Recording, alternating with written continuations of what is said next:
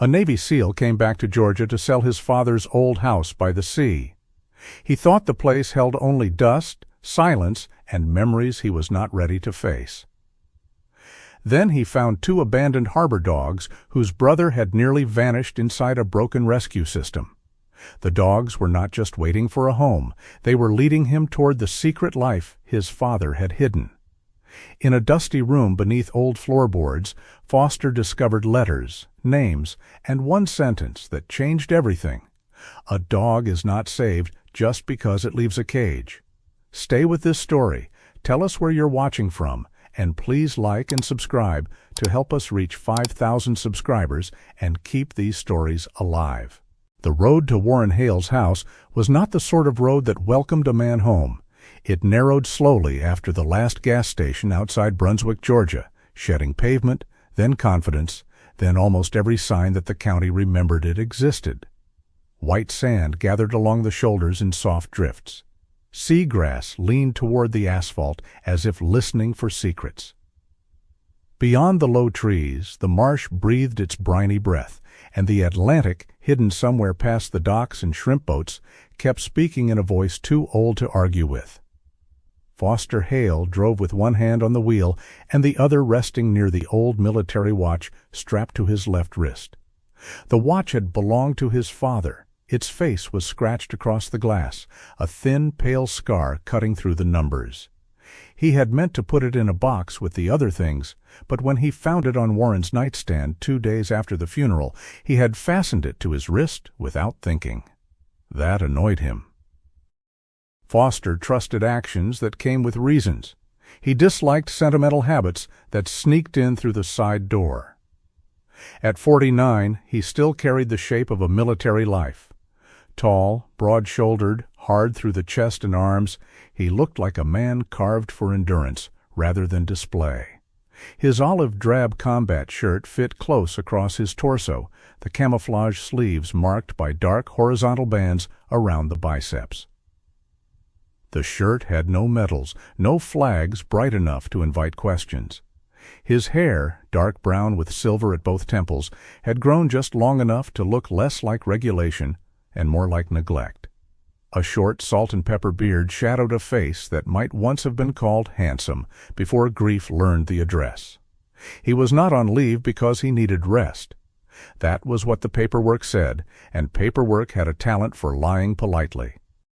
He was on extended leave because an internal review had ended, because the Navy had filed its conclusion, because men in pressed uniforms had spoken in careful sentences about a tactical decision, an unpredictable field variable, a failure that could not be assigned to one person alone. Foster had listened. He had nodded where a man was supposed to nod. Then he had gone home and stopped answering calls. Marcus Vane had called the most. Marcus had served beside him long enough to know silence could be a shelter or a cliff, and Foster's silence had begun to sound like the second. Foster never listened past the first few seconds of the messages. The first words were always ordinary. "Hey, Hale, just checking in. Call me back when you can." Ordinary words were the worst. They acted as if the world had not split. They acted as if a man could come back from one bad decision simply because others told him he was allowed to. The house appeared at the end of a sandy lane, hunched beneath salt-worn pines. It was smaller than Foster remembered, though memory had a habit of making childhood rooms into cathedrals and childhood silences into weather systems. The siding had faded to the gray of old driftwood. The porch rail leaned slightly toward the yard. The fence sagged in 2 places, and behind the house a narrow shed stood crooked, its roof patched with mismatched tin. Warren Hale had lived here alone. That was the story Foster had accepted, because it was easier than asking whether loneliness had been inherited or learned. He parked beside the porch and sat for a moment with the engine off. The ticking heat of the truck filled the cab. A gull cried somewhere over the marsh, sounding deeply offended by the existence of land. Foster almost smiled, then did not. He had come for a simple sequence. Sign documents, sort possessions, sell the property, leave, a clean extraction, clean. His father, inconvenient even in death, had left him a house that looked less like property and more like a question. Inside, the air smelled of dust, cedar, old coffee, and the faint mineral scent of the sea. Warren's boots still stood by the back door. A blue flannel shirt hung on a peg. A mug sat upside down beside the sink, as if the old man might return from the yard any minute, rinse his hands, and say nothing important in the stubborn, affectionate manner Hale men had mistaken for strength across 2 generations. Foster set his duffel by the stairs and opened the folder from the estate attorney. There were maps, tax forms, transfer papers, a list of appointments, county office, property assessment, utilities, Harbor District records. He read the address of the county office twice, then still took the wrong road 20 minutes later. That was how he ended up near the docks. Brunswick's working waterfront did not perform charm for visitors. It clanked, sweated, rusted, and smelled alive. Shrimp nets hung like tired gray wings from the sides of boats. Pelicans stood on pilings with the solemn arrogance of minor judges. Men in rubber boots moved between trucks and ice machines. The air carried fish, diesel, wet rope, old wood, and that bright metallic tang that came when sun hit salt water. Foster slowed beside a low building with a faded blue sign that read, Harbor Light, Stray Hold and Rescue Intake. Entrance around back. He had no reason to stop there. That was what he told himself while pulling into the gravel lot. He needed directions, nothing more. The office at the dock authority might know the county clerk's annex. A stray dog facility near a harbor probably dealt with lost people as often as lost animals. It was practical. Practical explanations were useful little blankets. They did not have to be large enough to cover the truth. The moment he stepped out, barking rose from behind the building in uneven layers. Anxious, hopeful, annoyed, lonely. A metal gate rattled. Somewhere inside, a woman's voice called, "Easy, Jasper. Nobody's stealing your bowl, you dramatic old king." Foster followed the sound around back. A woman in a teal polo shirt and khaki cargo pants stood near a row of outdoor kennels, balancing a clipboard under one arm and a bucket in the other. Her brown-gray hair was tied low at the back of her neck, and a large ring of keys hung from her belt, jingling whenever she moved. She looked over with the weary alertness of someone who had learned to measure strangers quickly. "You looking to surrender or claim?" she asked. "Neither," Foster said. "Lost." She glanced at him, then at the road behind him. "People usually are when they find us." He waited for her to decide whether that was a joke. She rescued him from the uncertainty. Maris Bell. Intake coordinator, kennel fixer, unofficial gull negotiator. Foster Hale. At his last name, her expression shifted almost imperceptibly. Not surprise exactly. Recognition pressed down by manners. "Hale," she repeated. "You Warren's son?" Foster's fingers moved once against the side of his leg. "Yes?" Maris softened, but not in the heavy way people often did around grief, as if lowering their voice could make death more civilized. "I'm sorry," she said simply. "Your father was a good man." Foster had heard that phrase many times since Warren's passing.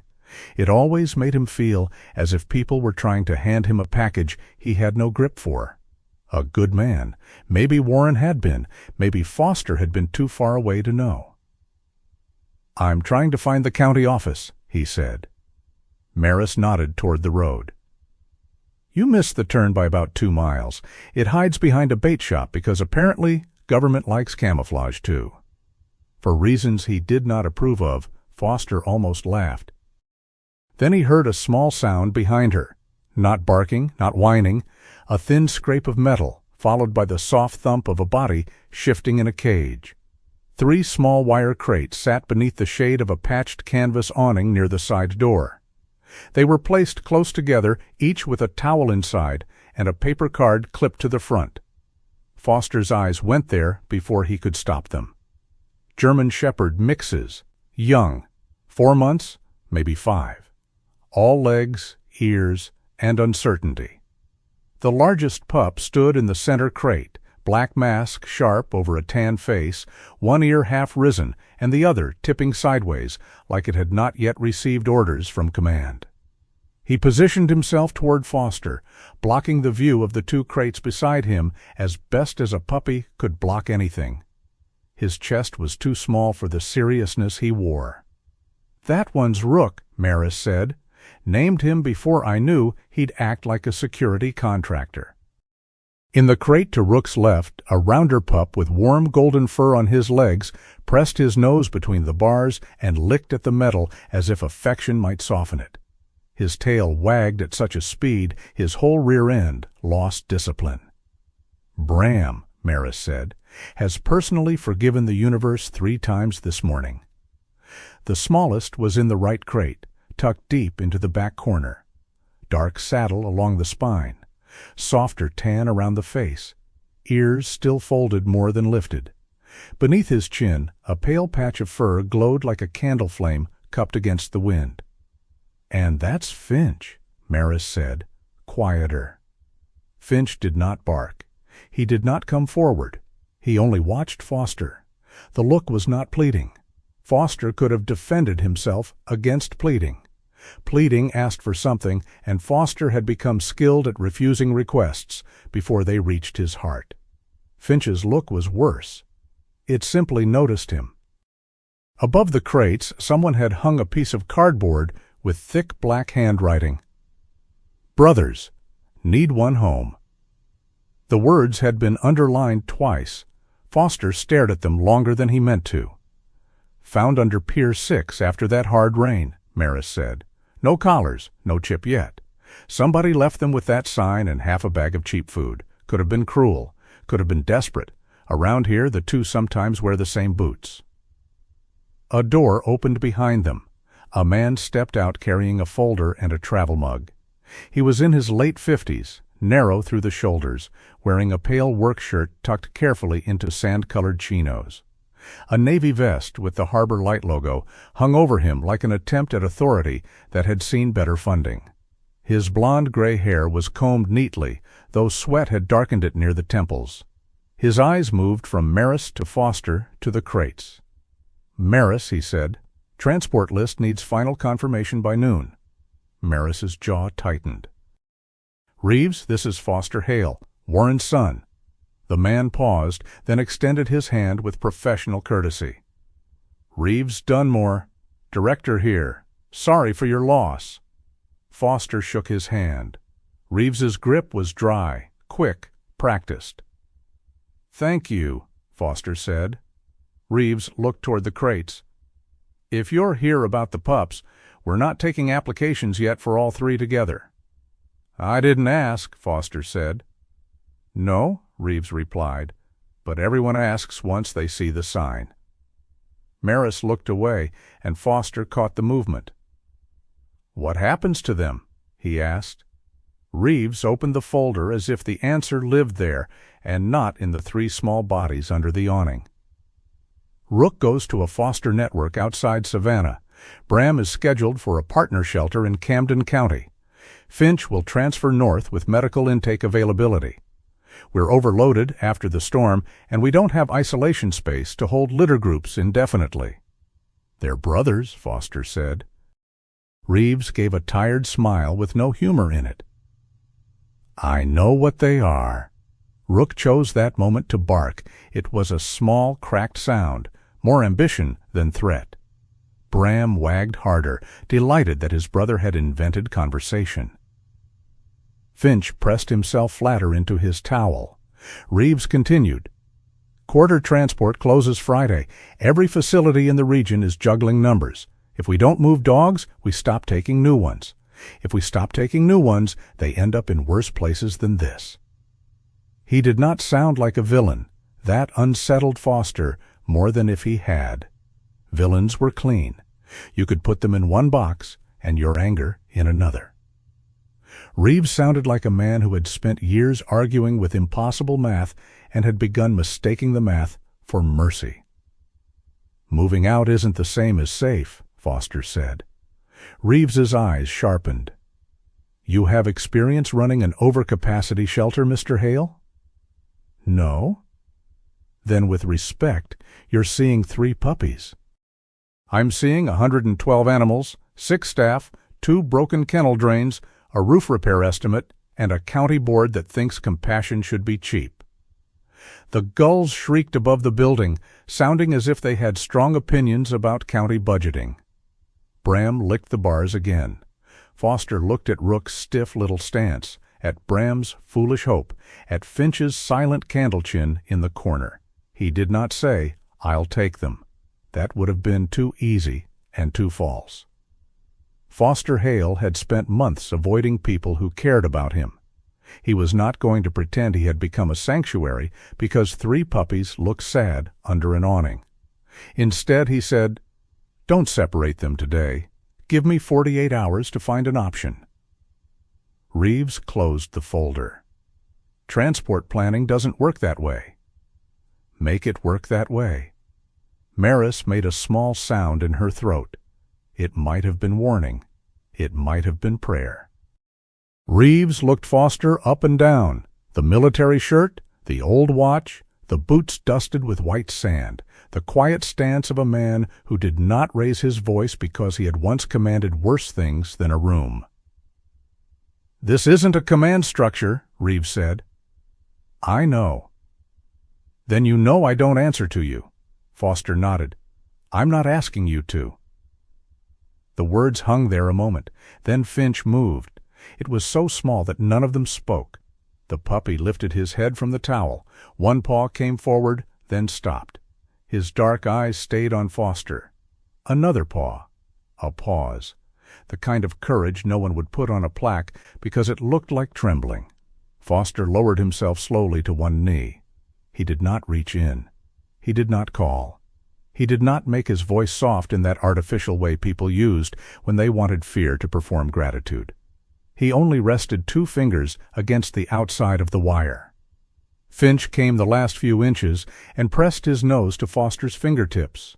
Warm, damp, alive. Something inside Foster opened with no permission from him, not wide, not dramatically. Just enough for air to enter a room he had sealed months ago.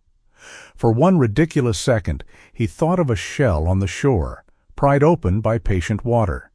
Bram, sensing that history was being made without him, flopped onto his back and kicked all 4 paws in the air. Maris laughed under her breath. Even Reeves looked away. Foster stood, and the world seemed slightly altered in the cruelest possible way. Nothing had changed, yet everything had become harder to leave. 48 hours, he said again.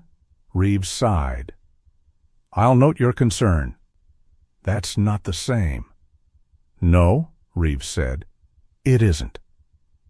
And because he said it like a man who knew the difference and had chosen the smaller thing anyway, Foster disliked him more. He got the directions from Maris and left Harbor Light with the cardboard sign burned into his mind. "Brothers, need one home." At the county office, Foster signed what needed signing. He answered questions. He received copies. A woman behind a glass partition explained property tax deadlines. Foster heard her, nodded, and remembered Finch pressing his nose to wire. By late afternoon, the sun had begun to lower over the marsh, turning the water channels bronze. Foster returned to Warren's house with a stack of papers on the passenger seat and a pressure behind his ribs that felt dangerously like purpose. He told himself it was irritation. That was another useful blanket. Inside the house, dust floated in the amber light. Foster carried a cardboard box into Warren's study. The room was narrow, lined with old shelves and swollen file cabinets. A desk sat beneath the window, its surface covered in the practical remains of a life. Envelopes, a chipped mug full of pencils, reading glasses, a small tin of screws, a folded local newspaper from 2 months before Warren died. Foster began sorting with military efficiency. Bills, manuals, receipts, junk mail, old maps. Then he opened the lower drawer. It stuck halfway. He pulled harder, and a stack of papers shifted. Behind them sat a small box, the kind used for Christmas cards or photographs. The lid had softened with age. On top lay an expired membership card. Harbor Light Rescue. Auxiliary Warren Hale Foster stared at the name. Beneath the card was a receipt for dog food, then another, then a folded veterinary invoice, then a faded photograph. He picked it up carefully. Warren sat on the back porch in the picture, older than Foster remembered wanting him to become, wearing a green flannel shirt and muddy boots. Beside him lay a large German shepherd, black and gold, muzzle silvered with age, one ear marked by a small healed tear. Warren's hand rested on the dog's neck, not posed, not proud, just there. On the back of the photo, in Warren's blocky handwriting, were 2 words: Atlas Home. Foster sat down in the desk chair. The house creaked around him. Outside, the wind moved through the pines with a sound like old men whispering in a language made of needles and salt. Somewhere beyond the trees, the harbor carried on with its ropes and engines and birds. The world had not paused for Foster Hale. But he had. His father had belonged to Harbor Light. His father had bought dog food by the bag. His father had sat on the porch with a German shepherd named Atlas, wearing an expression Foster could barely recognize because it looked almost peaceful.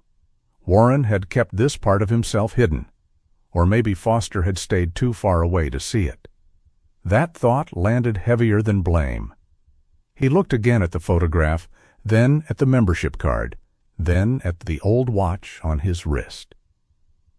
The scratch across its face caught the low sun and flashed briefly, like a signal from under dark water. Foster had come to this house to empty it.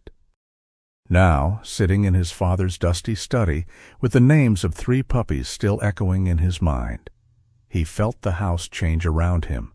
The leaning porch, the broken fence, the crooked shed, the rooms full of unsaid things. None of it looked like property anymore. It looked like a door, not locked, not open either, just waiting for someone hurt enough to understand what a door was for. By sunrise, Foster Hale had already decided he was not going back to Harbor Light. Then he shaved, put on the same olive drab combat shirt, tightened the strap of his father's watch, and drove there anyway. The morning over Brunswick came in pale and silver, the kind of coastal light that made every weathered board look older and every puddle look like it remembered the moon. Shrimp boats moved slowly beyond the docks. Their rigging clinked in the breeze like small bells hung for drowned saints. Foster rolled down the truck window halfway, not because he wanted the air, but because the smell of salt and diesel kept him from thinking too neatly. Thinking too neatly was dangerous. A man could arrange his excuses in perfect rows and mistake them for truth. He had slept badly in Warren's house. The photograph of his father and the old German shepherd had stayed on the desk where he left it, face up, accusing him without effort. Atlas Home, Warren had written on the back. 2 words. That was all. 2 words had been enough to make the house feel occupied. Foster had walked through the rooms after midnight, touching nothing, noticing everything. The scuffed place near the back door where something large had once lain often. The faint claw marks on the lower edge of the porch frame. The old hook beside the mudroom that looked too low for a coat and just right for a leash. He had come to sell a house. By morning, the house had begun presenting witnesses. Harbor Light was already awake when he pulled into the gravel lot. The kennels behind the building carried the uneven chorus of breakfast hour, paws against gates, metal bowls, barks with opinions, barks with requests, barks that sounded like ancient legal claims. Somewhere a dog howled once with great sorrow, then stopped abruptly, as if distracted by kibble. Maris Bell stood near the intake door, a folder tucked under her arm, her keyring hanging heavy at her hip. She wore the same teal polo, but today she had a gray windbreaker over it and the weary alertness of someone who had fought 3 small fires before coffee. She saw Foster and did not look surprised. "You came back," she said. "I said 48 hours. "You did? I need the Foster application." Maris looked toward the office windows, then back at him. "For one?" "For all 3. Her mouth tightened, but not in disapproval. More like she was holding back hope, because hope had poor workplace safety ratings. "Emergency foster for a bonded litter isn't impossible," she said. "It's just inconvenient enough that everyone pretends it is." "Show me the form." That sentence has made stronger men cry. Foster almost smiled. "I've survived worse paperwork." "I doubt that." She led him through a side door into a narrow hall lined with donation bins, leashes, laminated warnings, and a bulletin board covered in photos of dogs who had found homes. Some were posed on sofas, some in yards. One wore a birthday hat and looked furious about civilization. The 3 puppies were in a holding room just off intake, their crates pushed closer together than the labels likely allowed. Rook was awake and standing, as though he had spent the night on watch. Bram was upside down, one back leg poking through the bars in a position that suggested either deep trust or no understanding of dignity. Finch sat near the front of his crate, not relaxed, not brave, but no longer buried in the farthest corner. When Foster entered, Rook stiffened. Bram wagged. Finch blinked once, then lowered his nose toward the bars. Foster did not go to them right away. He had learned long ago that rushing toward fear could make fear feel chaste. Instead, he stood near the door and let the room decide what to do with him. Maris noticed. "So you do know something about dogs," she said. "No." "Then you know something about frightened things." Foster did not answer. She let the silence stand. Reeves Dunmore appeared at the far end of the hall, holding a travel mug and a clipboard, looking like a man whose day had been waiting to disappoint him. His navy harbor light vest was zipped neatly over a pale shirt, and his hair was combed with the determined precision of someone trying to keep at least one part of life in order. Maris lifted the folder slightly. "Mr. Hale wants to apply for emergency foster placement for the litter." Reeves closed his eyes for half a second. "That isn't going to solve our capacity problem," he said. "No," Foster replied. "It solves theirs." Reeves opened his eyes. "That line sounds good. It won't hold up in a quarterly review." They moved into Reeves's office, a cramped room with 2 filing cabinets, a wall calendar, an old printer, and a framed photograph showing Reeves many years younger, soaked to the waist, carrying a mud-covered hound out of floodwater. The younger man in the photo had a fierce, exhausted joy in his face. The older man stood beneath it now, tapping a red pen against his clipboard. Foster noticed the photo. Reeves noticed him noticing. "I know what people think," Reeves said. "That I enjoy moving animals around like inventory."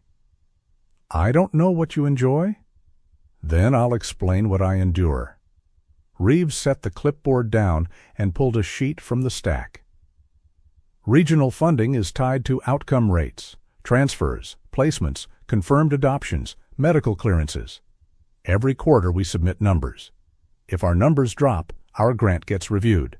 If the grant gets reduced, I lose kennel space, staff hours, medical support. Then the next dog that comes through intake has nowhere to go." He spoke evenly, but the words had been used too many times. They had worn a groove in him. "Those 3 are bonded," Foster said. "Many animals are attached to something when they arrive. A sibling, a blanket, a corner of a crate. We can't preserve every attachment." "Maybe not every one." Reeves leaned back. "You're retired military, correct?" "Not officially, but close enough to understand logistics." Foster held his gaze. Reeves continued. "If you have too many people in one place and not enough supplies, you move them. If you wait for perfect conditions, the whole line fails. They're not supplies. No, Reeves said, and for the first time his voice sharpened with something like pain. They're mouths, they're vaccines, they're medical holds, they're staff time, they're risk assessments, they're phone calls from citizens who want us to save every animal but vote against every tax that pays for saving them. The room went quiet. A dog barked twice down the hall. Then another answered, as if the building itself disliked long pauses. Foster looked at the photo on the wall again. You used to go into floodwater. Reeves's hand stopped tapping the pen. That was a long time ago. What happened? Reeves gave him a thin smile. I learned floodwater comes every year. And heroes dry out badly. It was the first honest thing Foster had heard him say. For a moment, Foster saw the shape of the man more clearly. Reeves was not a villain sitting in an office, coldly separating puppies for sport. He was a tired gatekeeper whose gate had rusted, whose walls were too low, whose ledger had become a shield he could hide behind. He had not stopped caring. He had simply learned to care in columns. That was almost worse, because a man who did not care could be opposed cleanly. A man who cared badly could convince himself every wound was mercy. Maris broke the silence by sliding a thick packet across the desk toward Foster. Emergency foster application, she said. Home safety checklist, yard inspection, temporary isolation requirements, vet evaluation consent, foster agreement, liability waiver, supply acknowledgement, behavioral observation log. Foster looked at the packet. Maris added, Told you, stronger men. I need this process today. Reeves gave a humorless laugh. Of course you do. I can have the property ready. Today? Yes. You have secure fencing? Not yet. Separate indoor space? I can make one. Cleaning supplies, food storage, shade, weather protection, transport crate, vet contact? Foster took the pen from the desk. I said I can make it ready. Reeves studied him, and perhaps some old part of him recognized that tone.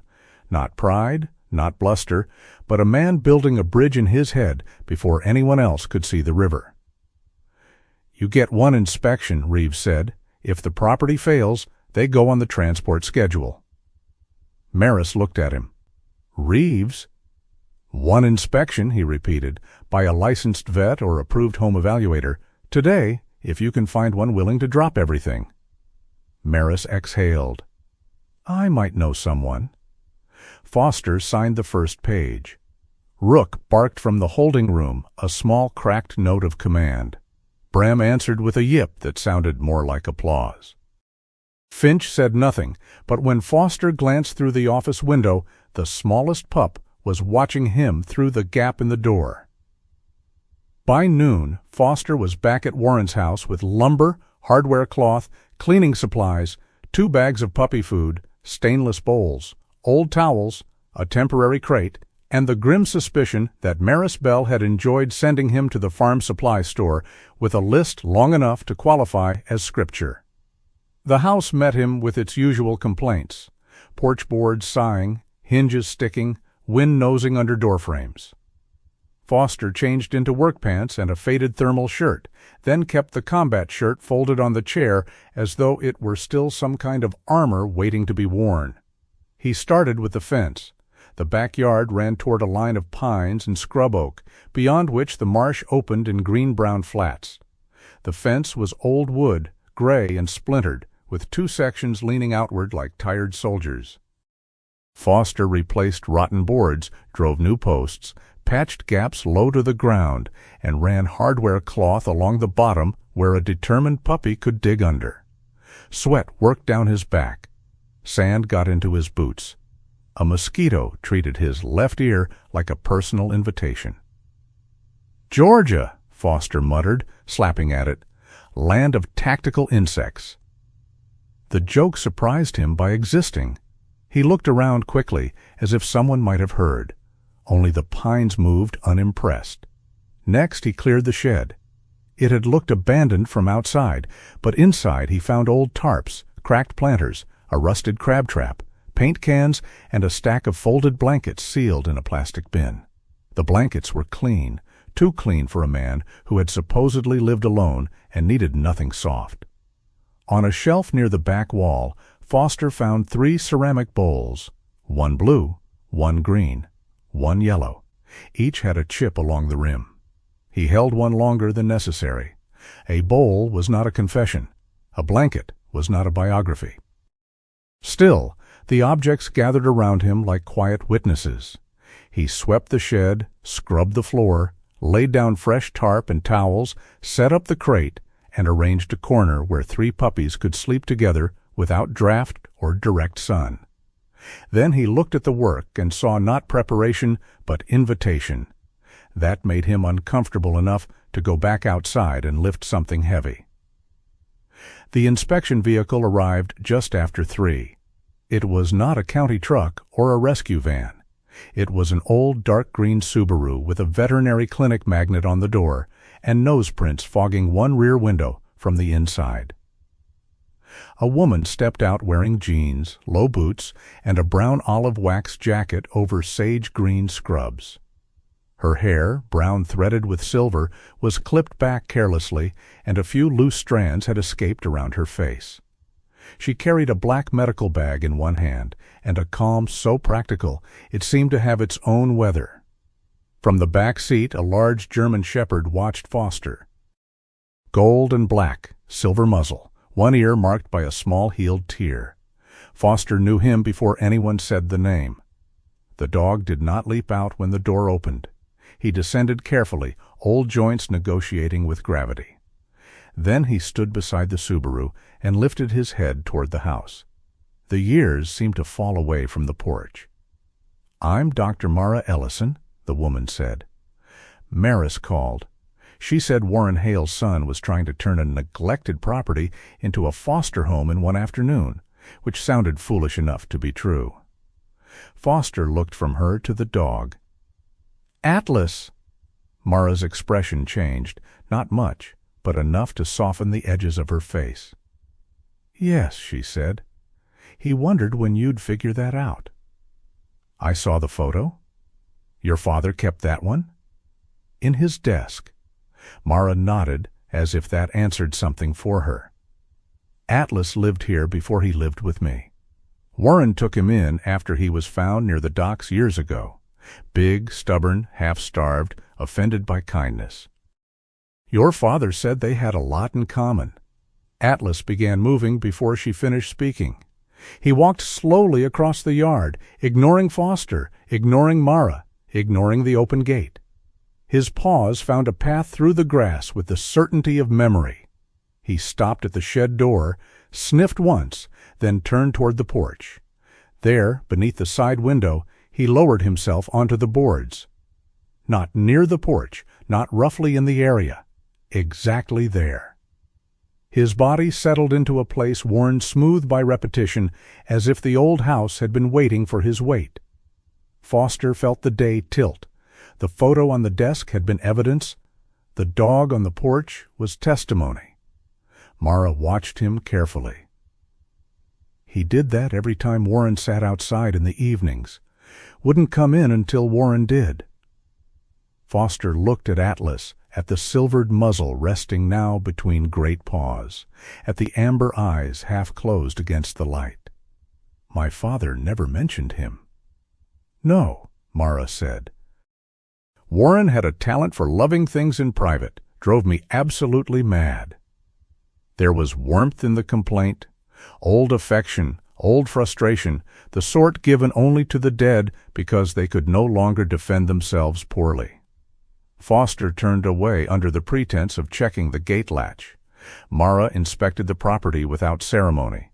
She tested fence boards with her boot, checked shade, asked about cleaning protocols, isolation procedures, emergency numbers, food storage, parasite prevention, temperature control, safe flooring, and whether Foster understood that puppies were less like pets and more like tiny weather events with teeth. "I've worked with unpredictable conditions," Foster said. Mara looked over the top of her clipboard. Have those conditions ever chewed electrical cords? Not usually. Then stay humble. She approved the temporary setup with several handwritten notes and a warning that acceptable did not mean finished. Foster respected that. He trusted people who understood the difference. Late afternoon brought Maris in a Harbor Light van, driving slowly up the sandy lane as if transporting glass saints. Reeves did not come, but his signature was on the temporary Foster release, sharp and reluctant in blue ink. The 3 crates were unloaded into the yard. Rook emerged first, stiff-legged and suspicious, nose working hard. He placed himself between the yard and the van, though the greatest threat present was Bram trying to exit his crate backward. Bram tumbled onto the grass, sneezed, then immediately discovered joy in the form of a dead leaf. He pounced on it with such dramatic purpose that Mara folded her arms and said, "Fearsome." Finch stayed inside. Foster crouched several feet away. He did not call. He did not coax. The yard held still around them, pines whispering, marsh breathing, porch boards creaking softly under Atlas's weight. Rook approached Atlas first. The puppy advanced with his chest lifted, his little black mask solemn, one ear tilted like a question. Atlas did not rise. He opened one eye. Rook stopped. Atlas blinked. That was all. Some ancient treaty passed between them. Rook lowered his head and sniffed the old dog's paw. Bram saw that no one had exploded and came galloping over, lost traction, slid sideways, and rolled onto his back at Atlas's feet, belly exposed to heaven and all governing authorities. Atlas looked at him with the deep patience of a creature who had seen empires fall and still considered puppies excessive. A sound escaped Foster. It was small, dry, almost rusty. But it was a laugh. Maris looked at him quickly, then had the mercy to look away. Finch finally stepped from the crate. He did not run to Atlas. He did not run to Foster. He slipped behind Foster's legs and stayed there, trembling lightly against the fabric of his work pants. Foster kept still. The smallest pup peered around him at the old German shepherd. Atlas turned his head just enough for his silver tail to shift along the boards. Finch leaned forward, 1 inch, then another. At last he stretched his neck and sniffed the old dog's tail. Atlas gave a single, slow thump against the porch. Finch startled, then did not flee. For Foster, the moment was ridiculous and enormous. No ceremony, no music, just one old dog, 3 displaced puppies, a tired woman from a shelter, a stern veterinarian, and a house that seemed to remember how to hold life. And Foster, who had forgotten. The temporary Foster placement became official in the least mythic way possible.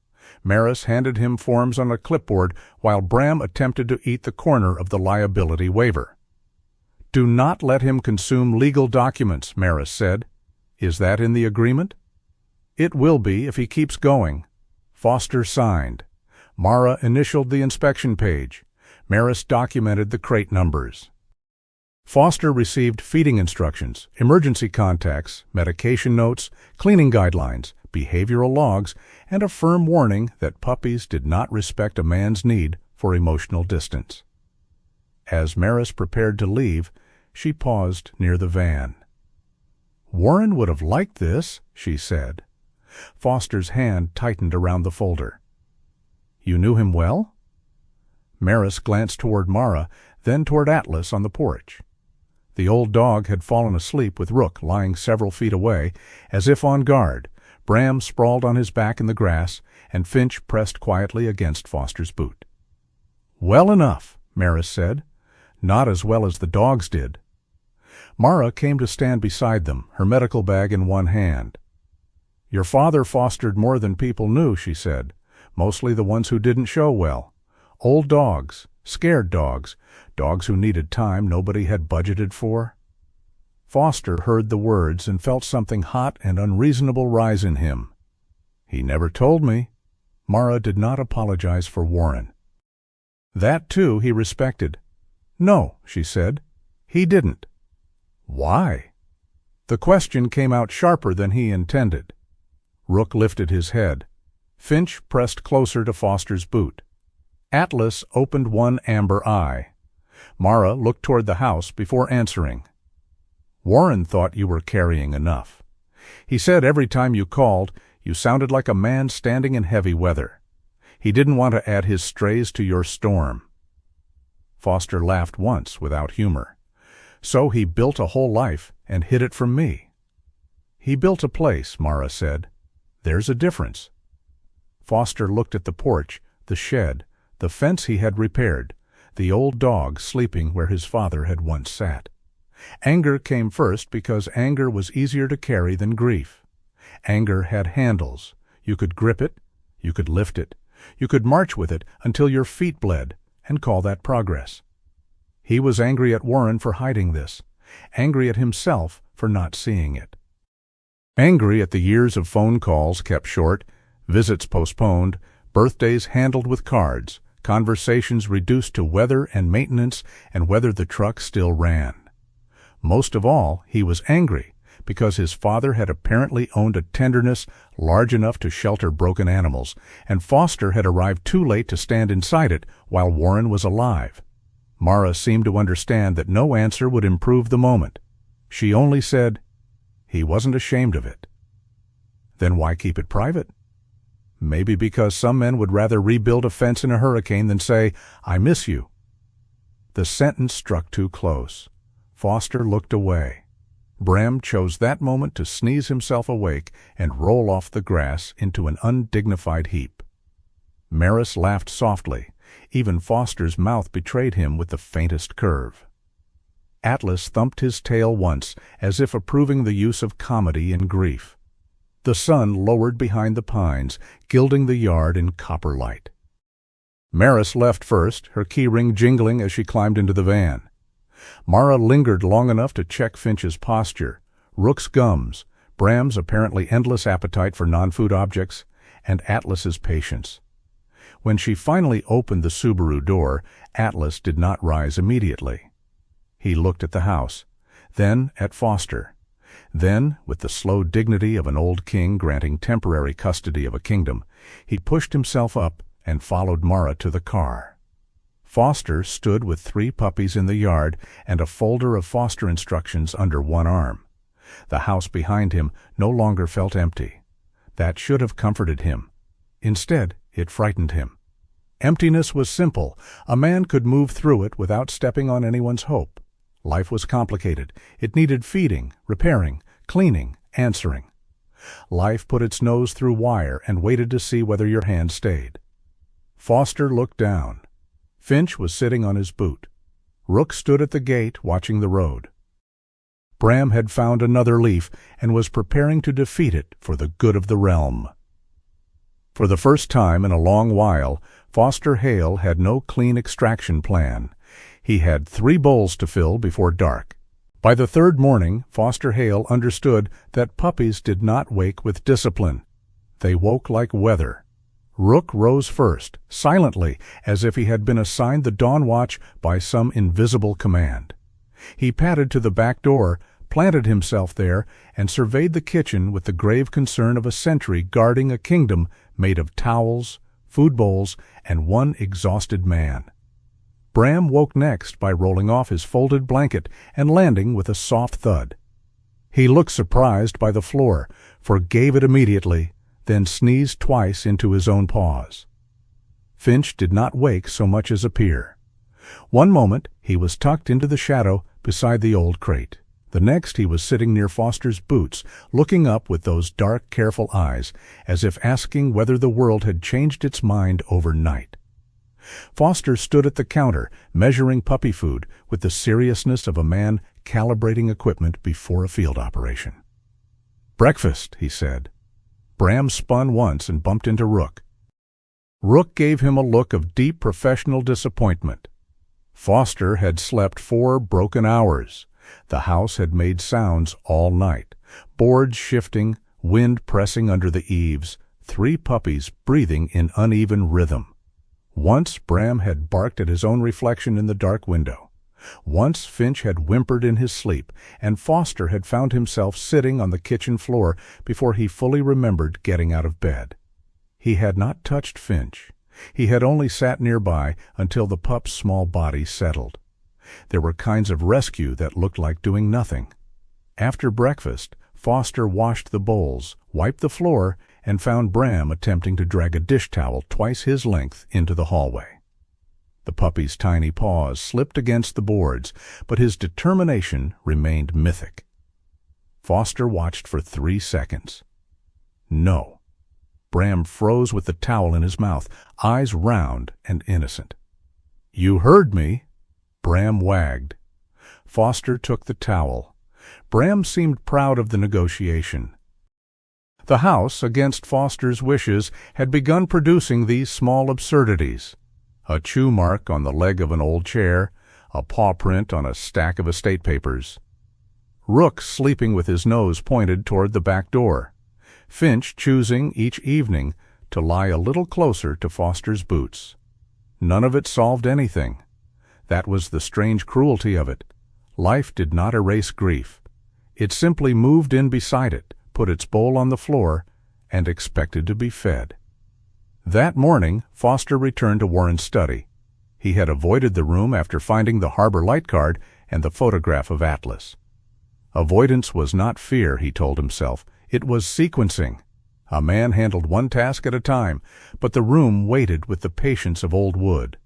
Dust lay in soft gray layers across the shelves. The window looked out toward the back porch, where the afternoon before Atlas had lowered himself into a place worn smooth by memory. Foster could still see the mark in his mind, the old dog's weight fitting the house like a missing piece. He set a cardboard box on the desk and began sorting. The first hour was ordinary enough. Tax records, marine supply receipts, appliance manuals Warren had kept with stubborn optimism. A folder of utility bills bound with a rubber band. A faded Christmas card Foster had mailed 3 years earlier, signed only with his name because he had been overseas and tired and unwilling to write anything that might invite feeling. Warren had kept it. Foster held the card longer than he meant to. Then Rook barked from the hallway, not loud, not frightened. A single alert. Foster stepped out and found the pup standing near the corner of the study, nose lowered, ears uneven but intent. Bram sat beside him, chewing the air hopefully. Finch remained near the doorway, watching. "What?" Foster asked. Rook looked at him, then at the floor. One of the boards near the base of the bookcase had lifted slightly, warped by years of damp air. Foster had noticed it before and marked it mentally as another repair. Now, with Rook nosing along the seam, he saw the board was not only warped, it had been pried up before. He knelt and ran his fingers along the edge. The wood gave a little. Foster fetched a flathead screwdriver from the mudroom. Rook supervised. Bram tried to assist by placing one paw on Foster's knee and breathing into his ear. Finch stayed back, quiet as a candle in a corner. The board came loose with a soft groan. Beneath it, wrapped in an old navy towel darkened by age, lay a rectangular tin box. Foster did not reach for it right away. A ridiculous thought passed through him, that some things should ask permission before they were found. The towel smelled faintly of cedar, dust, and the ghost of salt. The tin beneath it had once been blue. Rust freckled the corners. There was no lock. Inside were letters, photographs, veterinary receipts, foster forms, handwritten feeding logs, and scraps of paper arranged with Warren's quiet, soldierly care. Not a treasure in the childish sense. No money. No family secret that could be spent. Something harder. Proof of tenderness. Foster sat back against the bookcase and began to read. The names came first. Mabel, Gunner, Peachtree, Sunday, Old Knox, Little Mercy, Harbor Joe, Bluebell, Saint, Cricket. Each name had a note in Warren's blocky hand. Afraid of thunder. Leave radio low. Eats only if someone sits nearby. Sleeps by door as if waiting. Found home in Macon. Good yard. Kind woman. Returned after 3 weeks. Try slower introduction. Did not make it through winter. Foster stopped on that last line. The words were not dramatic. Warren hadn't underlined them, hadn't explained, hadn't turned the loss into a lesson. That restraint made it worse. It felt like finding a small grave inside a sentence. Bram, sensing sorrow and having no respect for its privacy, climbed halfway into Foster's lap. "You're too big for that," Foster said. Bram wagged, confident that facts were flexible. Foster set a hand on the puppy's back without thinking. The body beneath his palm was warm and alive, all breath and heartbeat and unreasonable trust. He kept reading. There were photographs tucked between papers. Warren kneeling beside a one-eyed terrier on the porch. Warren standing in the rain with a soaked hound wrapped in a towel. Warren asleep in a chair, mouth open, with a gray muzzled dog's head resting on his boot. Warren younger, face harder, beside a German shepherd with a black and gold coat and a torn ear that Foster recognized now as Atlas. His father had smiled in some of the photos. Not widely. Warren Hale had never been careless with expression, but the smile was there, tucked at the corner of his mouth like a secret he had not meant to share. Foster felt anger move through him again, but it was no longer clean. Why hide this? Why let a son believe the house had been empty? Why speak of weather, truck repairs, rising insurance costs, and never once say, "There was a scared dog on the porch last night, and I let him in"? The answer was not in the photos. It waited near the bottom of the tin, folded into a yellow envelope, with Foster's name written on the front. Not mailed, not sealed. Just folded. For several minutes he did not open it. Outside, the wind moved through the pines. Inside, Bram settled against his leg, Rook stood at the doorway, and Finch took 3 careful steps into the study. Foster opened the letter. "Son, if you are reading this, either I finally found the courage to hand it to you, or I have done what Hale men usually do and left the hard words behind for someone else to clean up. That sounds like me. I will not dress this up. There was a dog once, before all the others."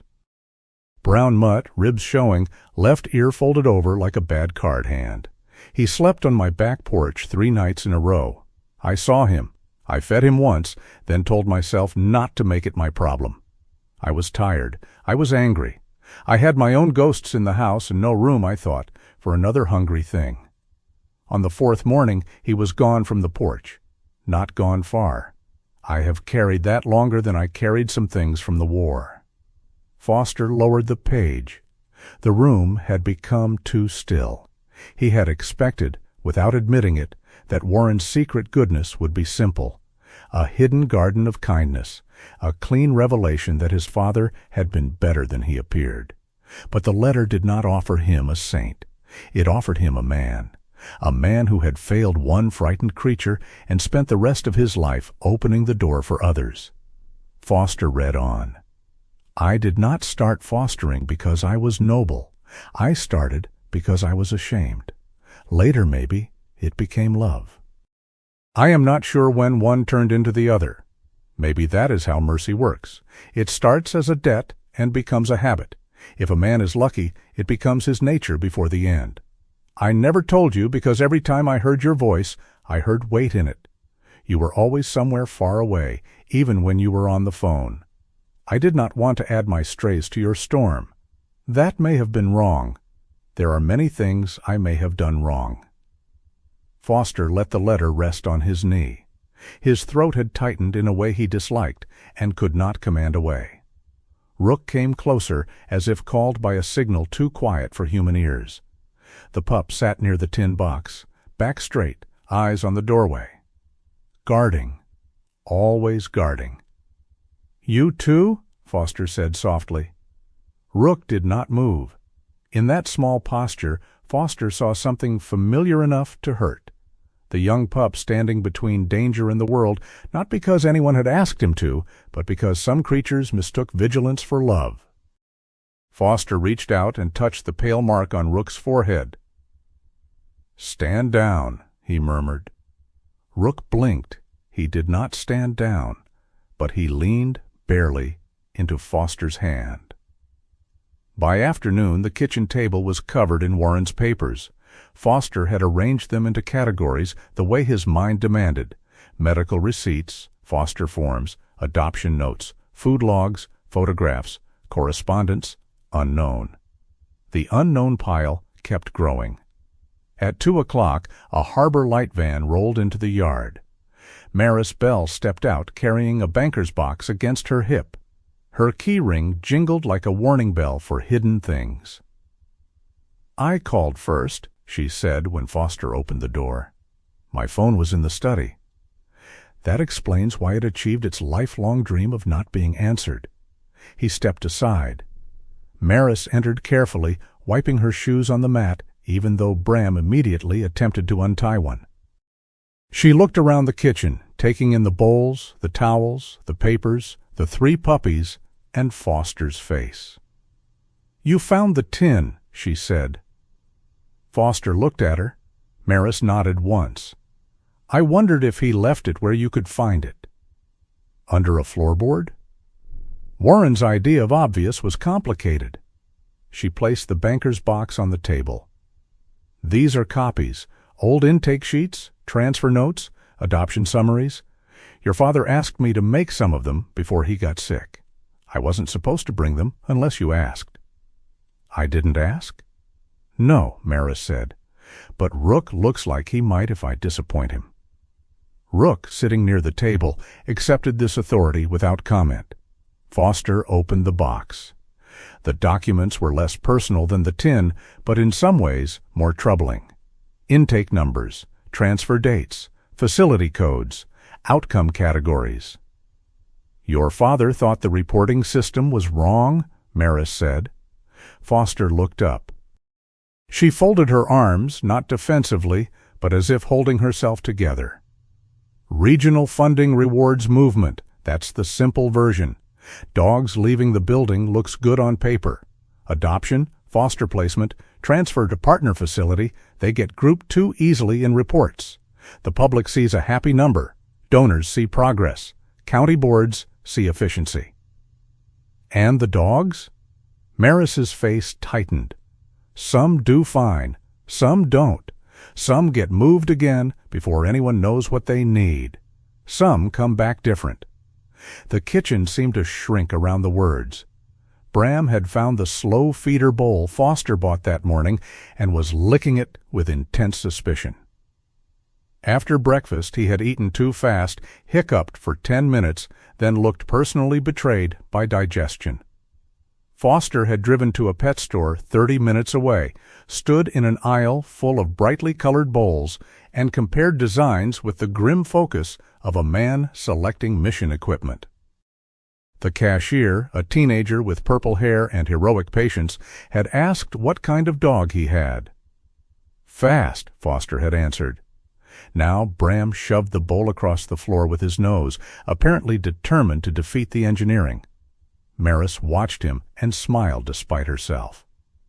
"Warren liked the difficult ones," she said. "He wrote an appeal?" "Drafted one, more than once. He wanted Harbor Light to count stability, not just movement, follow-ups, return rates, whether littermates were separated, whether a dog actually slept in a home after 30 days. She touched the edge of the banker's box. He was gathering examples. Why didn't he file it?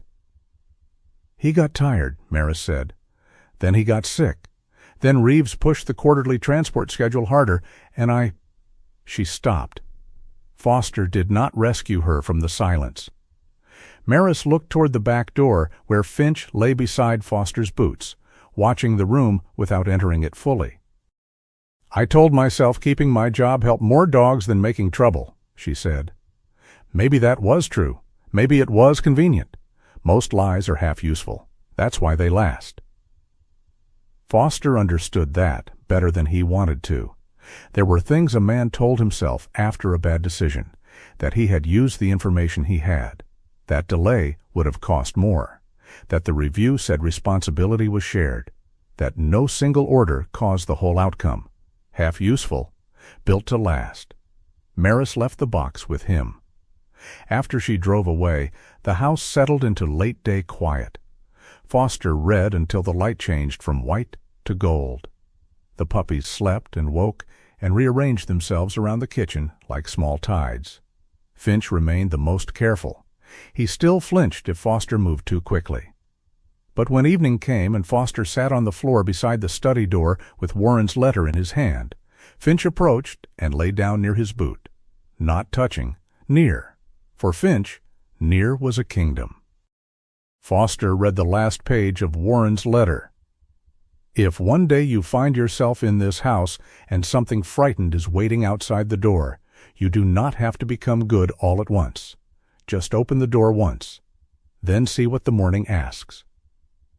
Foster closed his eyes. He did not forgive his father. Not then. Forgiveness was too large a word for a room still full of dust and unanswered years. But he understood him more. That was worse in some ways. Understanding gave grief furniture. It let sorrow sit down and stay. A soft knock came at the back door just before dusk. Mara stood outside with Atlas beside her. The old German shepherd's black and gold coat touched silver by the falling light. She had come to check the pups after their first full day, though Foster suspected Maris had also called her about the tin. Atlas entered without waiting for invitation. He crossed the kitchen, ignored Bram's enthusiastic attempt to greet him with a stolen towel, and walked to the shed door. There he stood a moment, then lay down near the threshold. "He does that," Mara said. "He remembers." "Yes." She looked at Foster. "Dogs are terrible archivists. No filing system, no dates. But they keep the weight of things." Atlas rested his silver muzzle on his paws. Foster thought of Warren's lists, of names written in careful lines, of a dog on a porch 3 nights in a row, of a man who had opened the door too late once and spent years opening it early for others. He did not ask Atlas to show him anything. The dog was not a map, not a miracle, not a key in fur. He was memory with a heartbeat. After Mara left, Foster returned to the study one last time. The tin box sat open on the desk. Beneath the stack of receipts, tucked into a folder marked Harbor Light, Reporting, he found a draft letter addressed to the Regional Animal Welfare Council. Warren's handwriting filled 2 pages. There were corrections in the margins, phrases crossed out, rewritten, sharpened. At the bottom of the second page, one sentence was underlined so deeply the pen had nearly cut through the paper. A dog is not saved because it leaves a cage. It is saved when someone checks if it can finally sleep. Foster read it once, then again. Outside the study, Rook snored softly by the door, still on guard even in dreams. Bram made small hiccuping sounds from his blanket, defeated at last by the slow feeder bowl and the long day. Finch lay beside Foster's boots, close enough now that one paw rested against the leather. The house breathed around them. Foster folded the draft carefully, then unfolded it again. The words did not belong in a box. They belonged somewhere with light. He set the page flat on the desk beside the photograph of Warren and Atlas. For a long while, he stood over both, the man who had failed and tried again, and the sentence that had survived him. Then Foster looked down at Finch's small paw against his boot and understood why the line hurt. It was not only about dogs. A man was not saved because he came home. He was saved when someone checked whether he could finally sleep. That night, Foster did not pack a single box for sale. Foster Hale had spent most of his adult life learning the difference between noise and signal. Noise was loud. Noise begged for attention.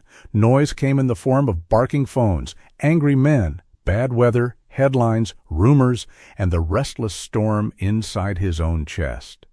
Signal was quieter. Signal lived in patterns. So Foster did not march into Harbor Light with accusations. He did not slam Warren's draft letter onto Reeves Dunmore's desk like a weapon from an old courtroom drama. He did not threaten, shout, or become the kind of man people expected when they saw broad shoulders, old military posture, and a face weathered by things he did not discuss. Instead, he made coffee at 5 in the morning, fed 3 puppies, and opened a notebook. Rook watched from the kitchen doorway, stiff as a dock post, black mask solemn over his young face. "You don't have to supervise everything," Foster told him. Rook did not agree. Bram, meanwhile, had discovered that a towel could become a dragon if dragged fast enough across the kitchen floor. He seized one end and galloped in a circle, growling with such tiny conviction that the towel seemed embarrassed on his behalf. Finch sat beneath the table, close enough to see, far enough to leave if the world became too quick. He had started eating only when Foster sat on the floor several feet away and kept his hands still. If Foster moved too soon, Finch backed off. If Foster waited, Finch took another bite. Foster had begun to understand the dog's terms. Patience was not weakness. Sometimes patience was the only door that opened. On the table lay 3 years of Harbor Light outcome summaries, old transfer sheets from Warren's box, notes from Maris Bell, and veterinary references Dr. Mara Ellison had sent over after midnight with the subject line, "Since apparently none of us sleep now." Foster wrote categories across the page: transferred, foster placement, adoption. Return, unknown, medical hold, no follow-up. He circled the last one twice. No follow-up was where stories disappeared. A dog could leave a building and become a success on paper. A crate could be emptied. A kennel could be cleaned. A number could rise. But the dog itself might be moved again, returned quietly, stressed into refusing food, or passed into another system where nobody remembered what name it first answered to. The words from Warren's draft sat beside Foster's elbow, copied in his own handwriting. A dog is not saved because it leaves a cage. He looked down at Finch, who had lowered his chin onto his paws beneath the table. "No," Foster said softly. "It isn't." By 9, Maris called from Harbor Light. "I can send you the public quarterly summaries," she said. "Only public ones. I'm not losing my job before lunch." "I'm not asking you to." "You are absolutely the kind of man who asks without asking." "I need what Warren had access to." "That's different." She paused. In the background, a kennel gate rattled and someone shouted for a mop. He requested public records. He knew how to be a nuisance politely. "I can learn." "I have grave doubts." But an hour later, files arrived in his inbox. Mara sent her own notes. Anonymized cases of puppies separated from littermates too quickly. Dogs showing stress responses after rapid transfer. Returns within 30 days. Refusals to eat after relocation. Cases requiring behavioral support. She did not exaggerate. That made the information heavier. The facts stood on their own legs. Around noon, Foster drove into Brunswick to meet the one name Maris had underlined twice. Gideon Park worked out of a room behind an old tax preparation office, wedged between a bait shop and a place that sold fried shrimp in paper baskets. A brass bell announced Foster's entrance with a tired little ring. The man behind the desk did not stand. He was in his early 60s, compact, with short silver hair, square black glasses, and a cardigan the color of old charcoal. A calculator sat beside his right hand, even though 2 computer monitors glowed in front of him. His eyes moved over Foster's combat shirt, boots, old watch, and folder. "You must be Warren's son," Gideon said. "Yes." "You have his eyes." Foster had heard that before. Gideon looked back at the spreadsheet on his monitor. "Not his manners, apparently. He usually brought pound cake." "I didn't know there was an entry fee." "There is always an entry fee."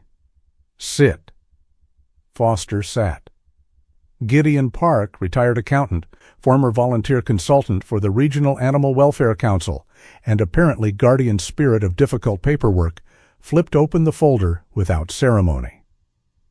He did not ask about Foster's grief. He did not offer condolences wrapped in soft cotton. He adjusted his glasses and began reading Warren's copied reports. After 5 minutes, he said, After 9 minutes, he said, "That's ugly."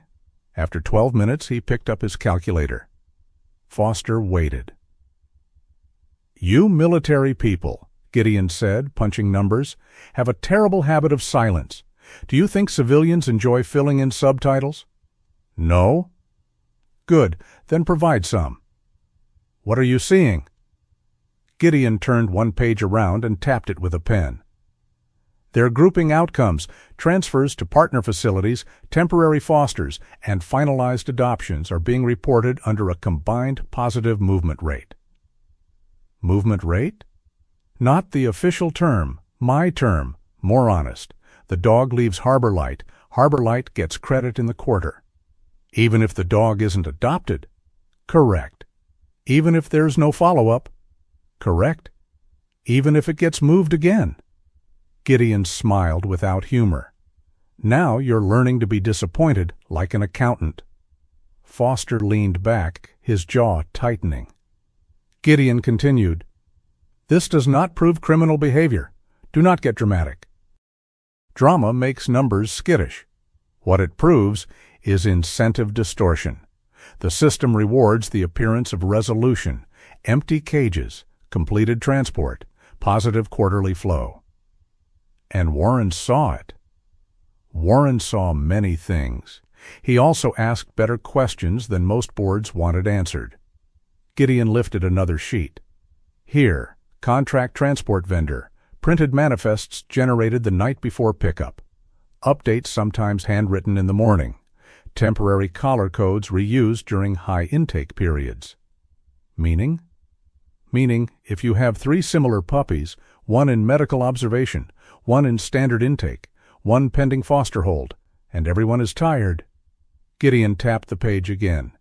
You can move the wrong animal without anyone being evil.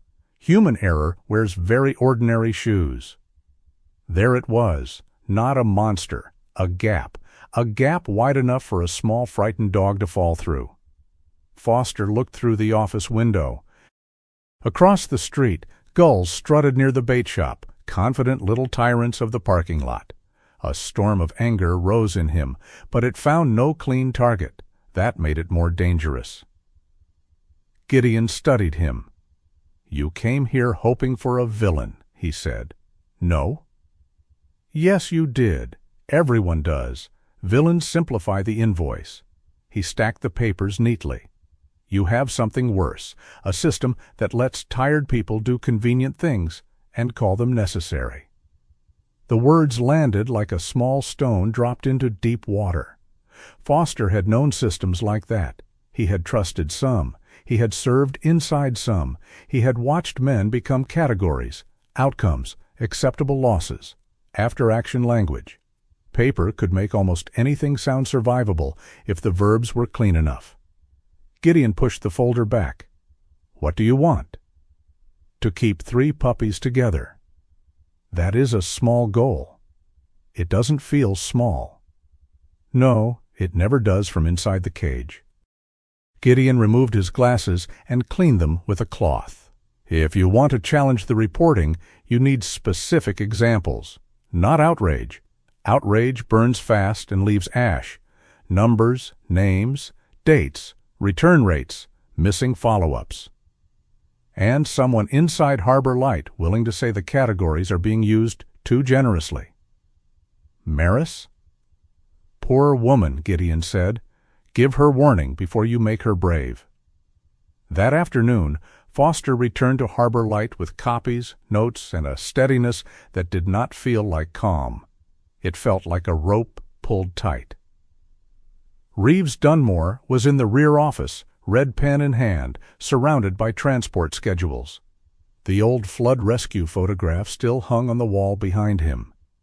Younger Reeves, waist-deep in water, held a mud-soaked hound against his chest with the fierce tenderness of a man who still believed one body in his arms could justify the whole day. Older Reeves looked up. "I'm busy." So were the people who wrote these reports, Foster said, setting the papers on the desk. Reeves glanced at them and sighed. If this is about the litter, it's about what gets counted. For a moment, Reeves said nothing. Then he leaned back, the chair creaking under him. Maris gave you records. Public summaries. Warren had copies. Gideon Park helped read them. At Gideon's name, Reeves's expression tightened. Of course he did. That man treats spreadsheets like holy scripture. He found transfers counted with successful outcomes. They are successful outcomes in context. Whose context? Reeves tapped the pen once. Do you know what happens when our numbers drop? Funding shifts. Big facilities absorb the grants. Small shelters like this become intake holes with no way out. Dogs sit longer. Medical cases wait. Staff quit. Then the county asks why compassion costs money. Foster stood across from him, not moving. Reeves's voice lowered. You think I don't know Rook, Bram, and Finch are better together? I know. I also know a senior hound in Kennel 7 needs dental surgery, 2 heartworm-positive dogs need treatment, and a terrified shepherd in isolation hasn't let anyone touch her in 4 days. I hold 1 litter for sentiment, and I lose space for the next emergency. Sentiment? Foster repeated. Reeves flinched, just slightly. Good, Foster thought. The word should hurt. He looked again at the photograph behind Reeves. What was the hound's name? What? The dog in the flood photo. Reeves did not turn around. Dottie. You remember? Of course I remember. Then why are these 3 becoming transport codes? Reeves stood so abruptly the red pen rolled off the desk. You think memory pays invoices? He said. You think names repair kennel drains? You think I haven't watched good staff leave because they could make more money stocking shelves and cry less at night? His face had gone pale, except for 2 spots of color high on his cheeks. I have begged boards for money. I have patched roofs with volunteer labor. I have slept here during storms because the dogs panic when thunder shakes the walls. I have carried dogs out of floodwater, yes, and I have also had to decide which medical case gets the last grant-funded appointment that month. So don't stand there in your soldier shirt and tell me I stopped caring because I learned to count. The room was silent except for barking far down the hall. Foster could have answered with force. Instead, he said, I'm saying you learned to count the wrong ending. Reeves stared at him. The words settled between them, neither accusation nor mercy. Foster picked up the red pen from the floor and placed it on the desk. If a dog leaves here and nobody checks what happens after, you didn't finish the job. You just moved the question somewhere else. Reeves looked older then, not defeated, not convinced, just older. You sound like your father, he said. Foster felt the words like a hand pressed unexpectedly against a bruise. Did he say the same? In more polite language? That doesn't sound like him. Despite himself, Reeves gave a tired breath that almost became a laugh. No, it doesn't. For a moment the office held not enemies, but 2 sons of different failures, one who had inherited silence, one who had inherited a sinking institution and called the leak a policy. Then Reeves looked down at the transport schedule. The quarter closes Friday, he said. Those pups remain on conditional hold only if the paperwork clears. I filed everything. Conditional hold, Reeves repeated. Not adoption, not permanent placement. Don't confuse a pause with a victory. I don't. Good. Foster left the office with the cold taste of unfinished things in his mouth. At home, the house met him with chaos. Bram had stolen the towel from the back door again and was dragging it through the kitchen like a captured banner from a glorious war. Atlas, visiting with Mara while she checked the pups, lay near the shed threshold and watched the performance with an expression so anciently disappointed that Foster nearly laughed. Your old man is judging him, Foster said. Mara, kneeling beside Finch with a small bowl of food, glanced up. Atlas judges everyone. He once judged a ceiling fan for 3 hours. Finch stood 2 feet from the bowl, trembling lightly. Mara did not reach for him. Foster sat on the floor near the wall, hands resting on his knees, breathing slow. Finch looked at the bowl, then at Foster, then at Mara. "No rush," Mara said. Rook paced by the back door, unable to settle. He checked the window, the yard, Foster, Bram, Finch, Atlas, then the window again. A little sentry with too much kingdom. Foster saw himself in the pattern and disliked the mirror. "Rook," he said quietly. The pup turned. Foster patted the floor beside him. Rook hesitated, as if leaving the door unguarded might invite the sea itself inside. Then he came, stiff-legged, and sat within arm's reach. Foster did not praise him too much. Rook would have found that suspicious.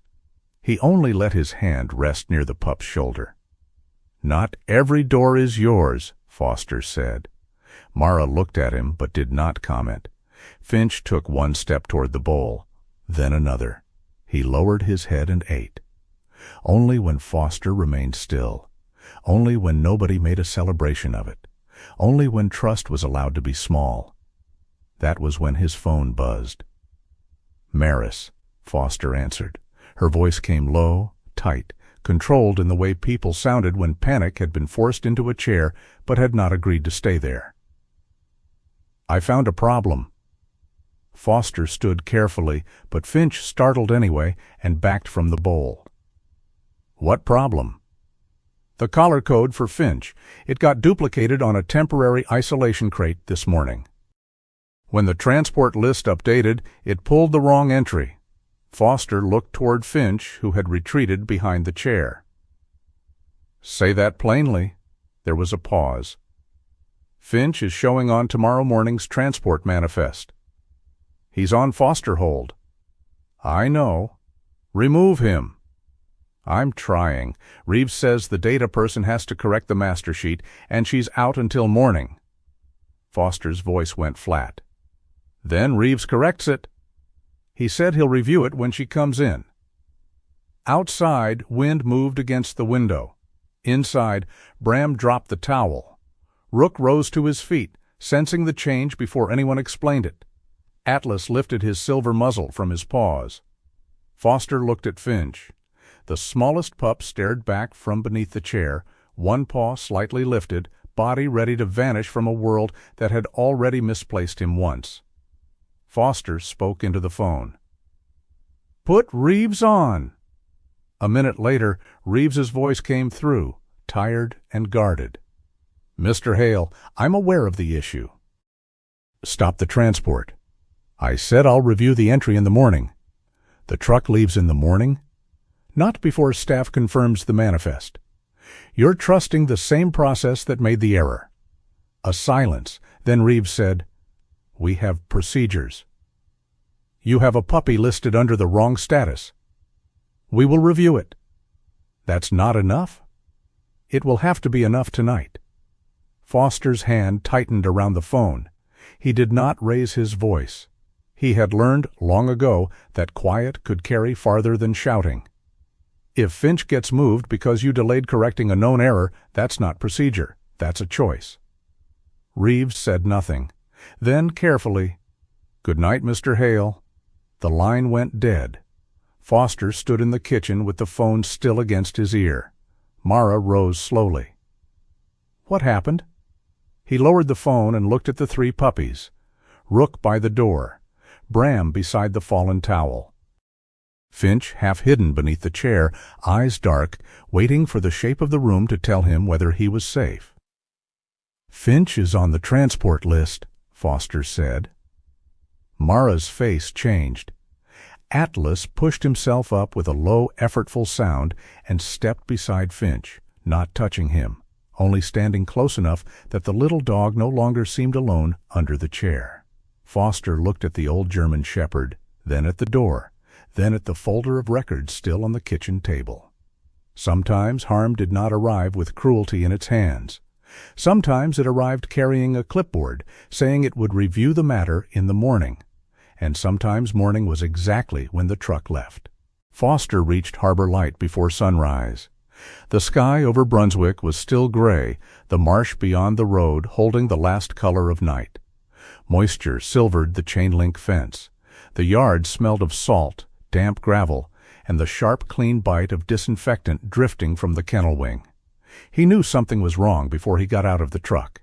The transport gate was open. A white contract van was already turning onto the road.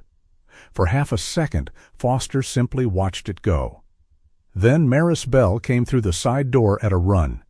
She had no jacket on despite the cold. Her teal Harbor Light polo was wrinkled, her hair only half tied back, and her face had lost nearly all its color. "Foster!" He was already moving toward her. "Where's Finch?" Maris stopped.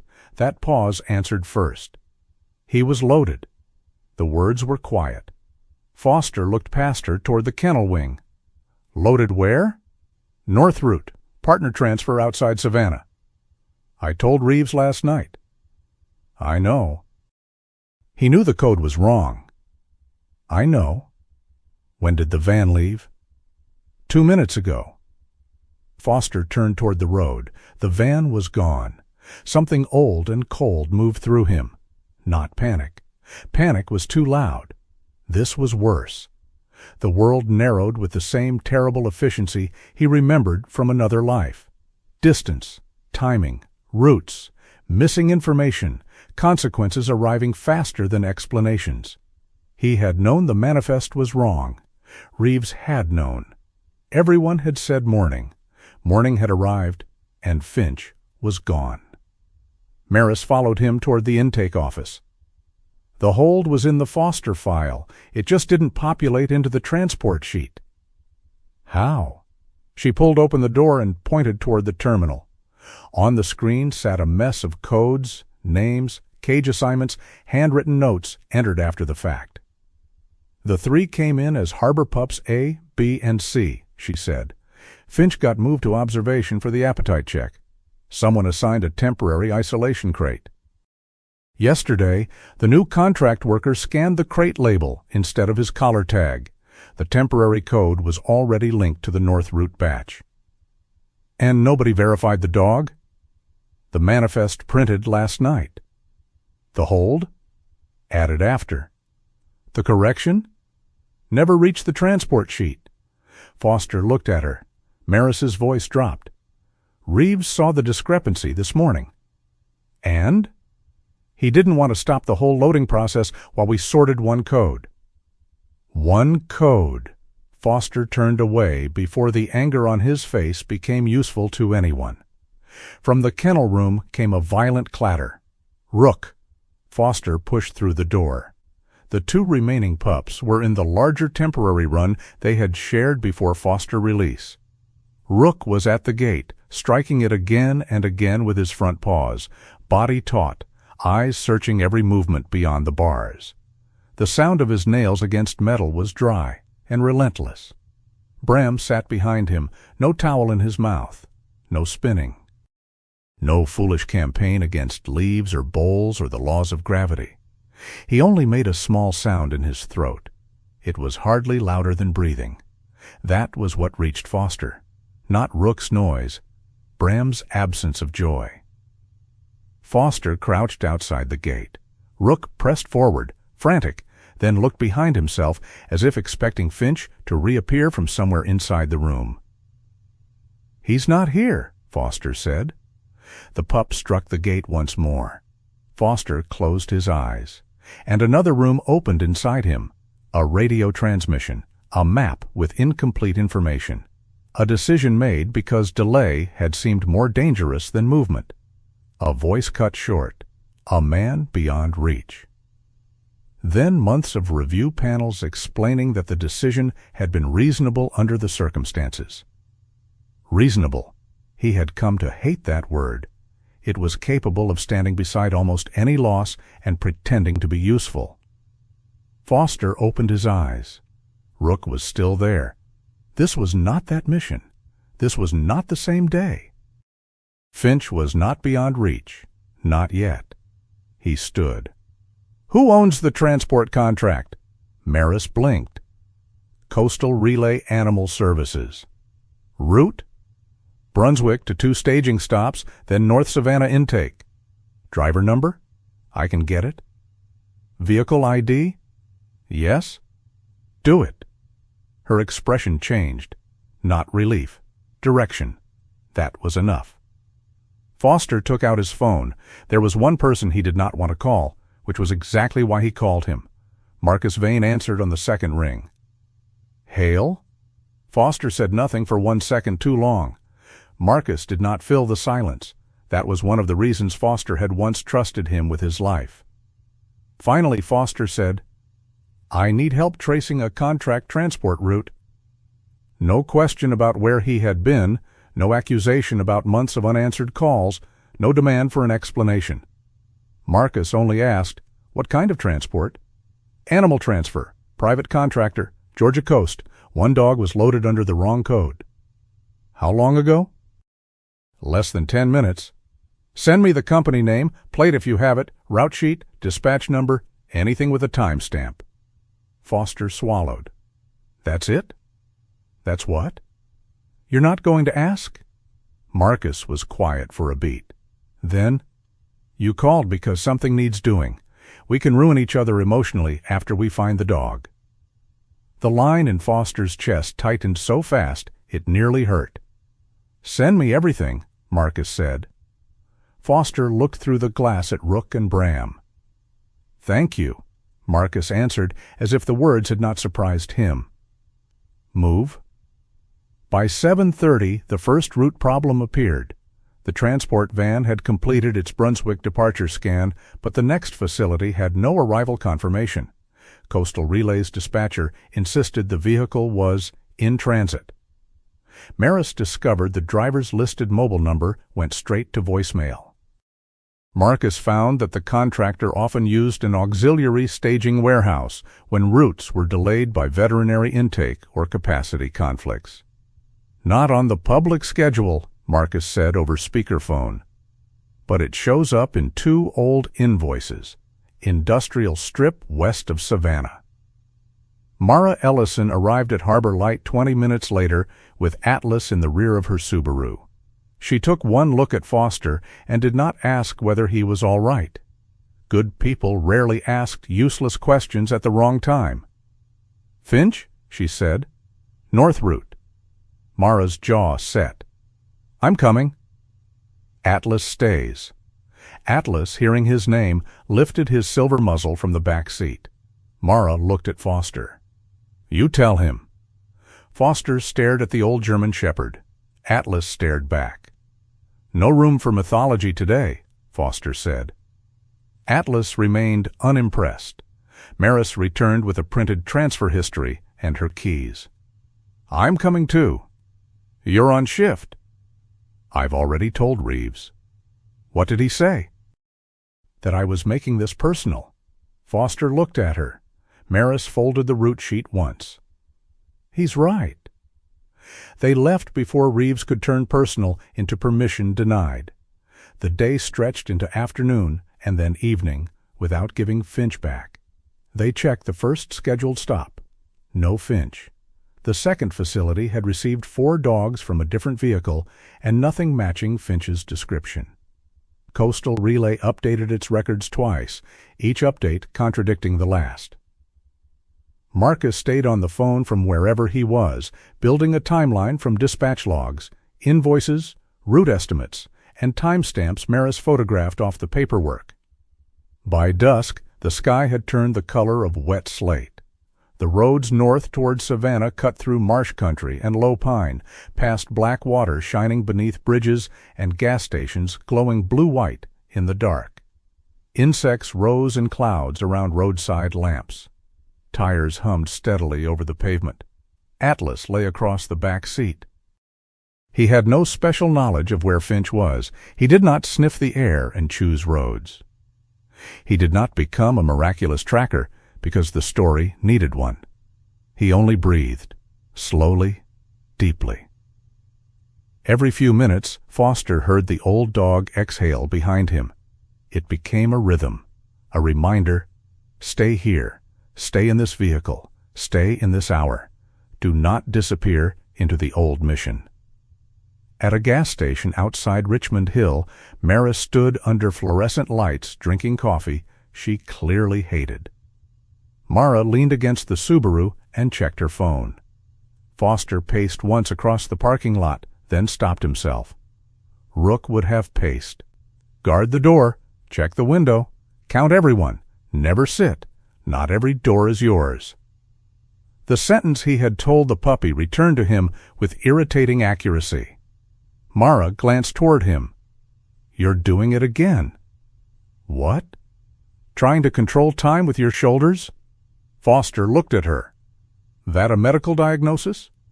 No, coastal observation. Marcus's voice came through the phone in Foster's hand. I've got something.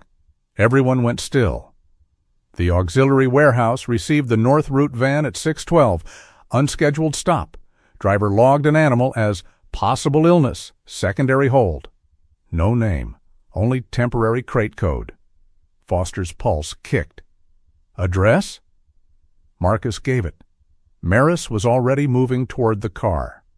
The warehouse sat in a low industrial district behind a fencing company and a marine engine repair shop. By the time they arrived, only one loading bay light remained on. A young employee in a reflective vest met them at the side entrance, pale with the particular fear of someone who had suddenly realized a routine mistake had acquired witnesses. We had one shepherd pup, he said. Quiet one. Where? Foster asked. Secondary observation. Show me. The building smelled of cardboard, cleaner, rubber mats, and stale air conditioning. Temporary crates lined one wall. Whiteboards listed intake codes in hurried marker. No Finch. Foster stopped. Where is he? The employee scanned the board. He was here. New guy moved him because he wouldn't eat. Moved him where? The young man pointed down another corridor. Small isolation room, end of the hall. Mara went first. Foster followed. The door was partly closed. Inside, beneath a fluorescent fixture that buzzed faintly, sat 3 empty temporary crates. And in the far corner, outside one of them, on a folded gray blanket, was Finch. He was smaller than Foster remembered. That was impossible. But fear had a way of changing scale. Finch was curled against the wall, dark eyes open, body tight, chin low. A temporary whiteboard above him displayed the wrong intake code. He did not bark, he did not rise, he did not recognize rescue simply because rescue had finally arrived. Maris covered her mouth. Mara stopped several feet inside the room. Easy, she whispered. Foster took one step. Finch pressed farther toward the wall. So Foster stopped. Every muscle in his body wanted movement. Close distance, lift the dog, end the problem, get out. That instinct had served him for decades. It was useless here. He removed Warren's old watch and set it carefully on the floor beside him. Then he lowered himself onto the concrete. Not close, several feet away. He rested both hands open on his thighs, dropped his gaze, and waited. The cold came through his work pants almost immediately. Minutes passed. No one spoke. Atlas entered slowly and lay down beside Foster. That was all. No command. No signal. Just an old dog settling onto hard ground next to a tired man. Finch watched them. Foster kept breathing.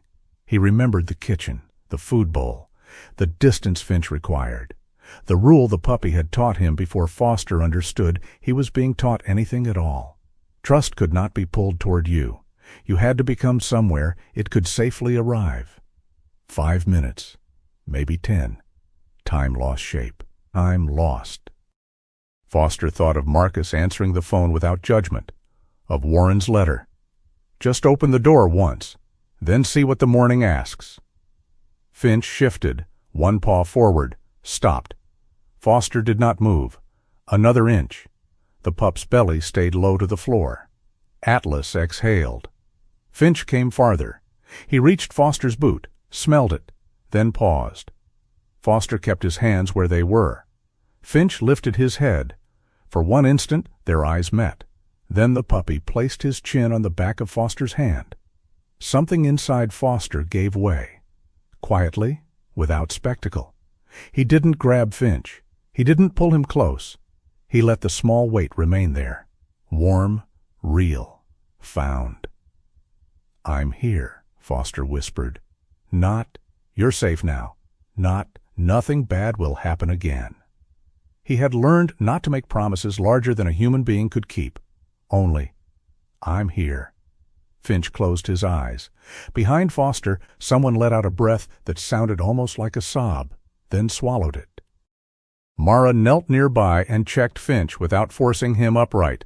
Mild dehydration, stress, no immediate medical emergency. Maris took photographs of the incorrect whiteboard code and the transfer paperwork. Foster noticed. Good. Not because he wanted revenge, because memory without record had already failed Finch once. The trip back to Brunswick was quieter. Finch rode in a crate positioned where he could see Atlas. Foster sat beside him for part of the drive, saying nothing. Marcus remained on the phone long enough to confirm they had the right dog, then finally said, "So? We found him." A pause. "Good." Foster looked out at the dark marsh sliding beyond the window. "Marcus." "Yeah?" "Thanks." Another pause. Then Marcus said lightly, "Careful, Hale. 2 polite words in one day, and people will think retirement changed you." Foster almost laughed. "Not retired yet." "Still stubborn, then." The line disconnected. It was past midnight when they returned to Harbor Light. Rook heard them before the door opened. His barking began from the holding wing. Bram joined with a high, broken cry. Maris opened the run. Foster placed Finch down carefully. For one heartbeat, none of the 3 moved. Then Rook rushed forward so quickly he nearly tripped over his own feet. Bram collided with both brothers from the side. Finch disappeared into a knot of tan legs, black saddles, tails, ears, noses. Rook smelled Finch from head to paw. Bram pressed his whole body against him. Finch stood between them, trembling. Then slowly all 3 folded down together. Not elegantly, not symbolically. Just puppies trying to become one warm shape again. Foster crouched outside the gate. Reeves stood at the far end of the corridor. He had arrived sometime during their return. His shirt sleeves were rolled up, his face gray with exhaustion. For once, he held no clipboard. He looked at the 3 pups, then at Foster. "I was told they found him." "We found him." Reeves nodded once. "I'm glad." Foster believed him. That was what made the next words matter. "This wasn't bad luck." Reeves's eyes dropped. "No." "It wasn't one employee either." "No." Finch disappeared because 5 small things were treated as too small to stop for. Reeves looked through the bars at the puppies. Rook had draped his neck over Finch. Bram was pressed against the other side. 3 bodies, 1 litter, 1 answer no spreadsheet had requested. Foster stood. "This is what your report calls movement." Reeves said nothing. Foster looked at the reunited dogs. "No," he said quietly, "this is what movement costs." He did not need Reeves to answer. Not tonight. The corridor had grown still. Somewhere in another kennel, an older dog turned twice before lying down. The fluorescent lights hummed. Maris leaned against the wall, exhausted. Mara rested one hand on Atlas's broad back. Foster watched Finch finally lower his head between his brothers. Within minutes, the smallest pup was asleep. That sight landed deeper than relief. Warren's sentence returned to him. A dog is not saved because it leaves a cage. It is saved when someone checks if it can finally sleep. Foster stayed beside the run long after everyone stopped speaking. For the first time that night, Finch was sleeping. And this time, someone was there to notice. By the time the Regional Animal Welfare Council called an emergency review, Foster Hale had learned that evidence had its own kind of weight. It did not shout. It did not shake anyone by the collar. It sat in folders, photographs, intake sheets, veterinary notes, and transport logs, growing heavier each time someone tried to call it an isolated mistake. The morning after Finch was found, Foster spread everything across Warren's kitchen table. Rook sat at the back door, still unwilling to trust hinges, walls, or fate. Bram lay beneath the table, with his chin on one of Foster's boots, occasionally sighing as if the burden of being adorable had finally become too much. Finch rested near the chair leg, close enough to see everyone, far enough to retreat if a chair scraped too loudly. The smallest pup had slept between his brothers for most of the night. Foster knew because he had not slept much himself. He had sat near the temporary run with a mug of coffee cooling in his hands, listening to the three puppies breathe. Every so often, Finch would twitch in a dream, and Rook would lift his head, nose touching his brother's shoulder, checking without waking him. A dog is not saved because it leaves a cage. Foster copied Warren's underlined sentence onto the first page of the packet. Then he placed the photographs beneath it. Rook standing in front of his brothers. Bram pressed against Finch after the reunion.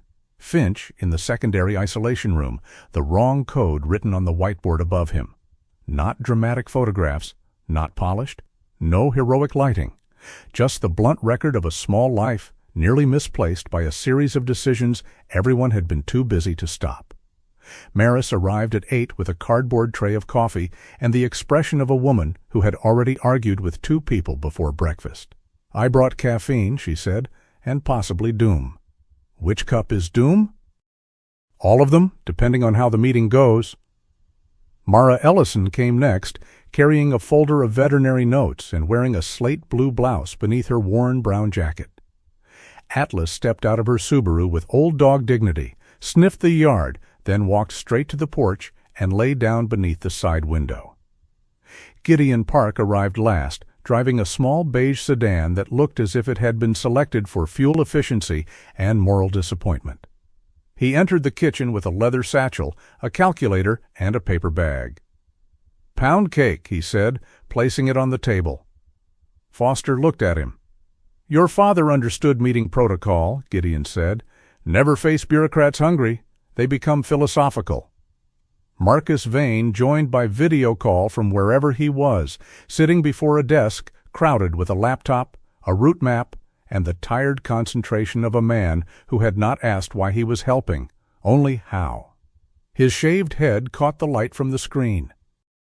His short beard was neatly trimmed. When Foster appeared in the corner of the call, Marcus lifted 2 fingers in greeting. "Hale?" "Vane." Gideon squinted at the laptop. "Is he the one who found the warehouse trail?" Marcus said, "I pointed at a door. They walked through it." "Modest," Gideon said. "Suspicious." For one brief second, the kitchen almost became warm. Then Maris opened the first folder, and warmth returned to work. They built the packet in layers. Gideon handled the financial structure, 3 years of outcome summaries, grant language, regional reporting categories, and the repeated blending of transfers, temporary fosters, and finalized adoptions into one positive movement rate. Mara added the clinical side, how bonded puppies could show stress when separated too quickly, how fear responses could worsen during repeated transport, how refusal to eat was not mere stubbornness, but a signal that the animal needed stability before being moved again. Maris added what no chart could soften: internal notes, staff comments, transport corrections, and the timeline of Finch's mistaken loading. She did not embellish herself into bravery. In fact, she wrote her own hesitation into the statement. "I knew the pressure was changing how we worked," she said quietly. "I didn't know how to say it without sounding like I wanted the place to fail." Mara looked at her. "That may be the most important sentence you say today." Maris swallowed. Foster added Warren's draft appeal. He did not add every letter. Some things belonged to the dead and the dogs they had loved. But he included the one sentence Warren had underlined, and below it he wrote, "This was not a demand for perfection. It was a demand that the outcome being counted matched the life being affected." Gideon read it, then nodded once. "Not bad," he said. From Gideon, this sounded like a hymn. The council meeting took place that afternoon in a county administration annex 20 minutes from the waterfront. The building had the gray personality of a filing cabinet. Its carpet had surrendered years earlier. Its walls displayed framed photographs of marsh restoration projects and one faded poster reminding employees to update emergency contacts. The meeting room held folding chairs, a long plastic table, a coffee urn, a stack of paper cups, and fluorescent lights that hummed overhead like tired insects with tenure. Foster had been in command centers, briefing rooms, aircraft holds, and places where men spoke softly because danger was listening. This room should not have felt important. Yet when he stepped inside holding Warren's folder, he felt the same pressure as standing at the edge of a door that might open onto weather. Elaine Mercer sat at the center of the council table. Foster recognized her before anyone introduced them. Not because he had met her, but because she looked exactly like someone who had spent decades making numbers behave. 57, straight-backed, silver-gray bob, cut clean at her jaw, steel-framed glasses, no wasted movement. Her suit was navy, her blouse cream, her pen silver. She reviewed documents with the cool attention of a judge weighing bread against hunger. Reeves Dunmore sat 2 chairs down from her. He looked worse than he had the night before. His face was pale, his eyes rimmed red, his Harbor Light vest zipped over a wrinkled shirt. No red pen in his hand today.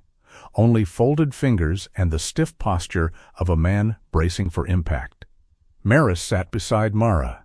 Gideon sat with his calculator placed before him like a small black altar. Foster took the chair at the end, Warren's draft inside the folder beneath his palm. Marcus appeared on a laptop set near the wall. His video feed froze once on an unflattering expression, then corrected itself. Gideon whispered that technology had no dignity. Elaine opened the meeting without drama. "We are here to review a reported transport error involving Harbor Light stray hold and rescue, and to consider whether that error reflects a procedural failure relevant to regional outcome reporting." Her voice was calm, low, and almost without music. Then she looked at Foster. "Mr. Hale, before we begin, I want to be clear. Small shelters do not survive on emotional stories alone. They survive on reports strong enough to pass funding review. If the Council adopts changes that reduce reported outcomes without replacing the funding structure, animals may suffer in other ways.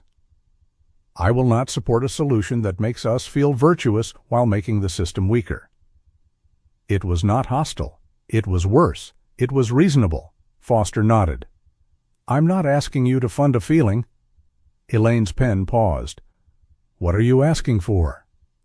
"That the report stop calling movement the same thing as safety." Silence settled into the room. Not victory, attention. Foster opened the folder. He began with Finch because that was where the wound was still warm. He laid out the 3 photographs one by one, Rook watching over his brothers. Bram pressed against Finch after the reunion. Finch in the secondary hold room beneath the wrong intake code. He did not raise his voice. He described the chain of errors plainly. Temporary litter codes, medical observation status, duplicated isolation crate code, printed manifest, Foster hold not populating into transport, known discrepancy delayed until morning, truck leaving before correction. "None of those steps alone looks large," Foster said. "That's why nobody stopped. But Finch did not disappear because of one dramatic failure. He disappeared because 5 small failures were treated as too small to matter." Maris looked down at her hands. Reeves closed his eyes briefly.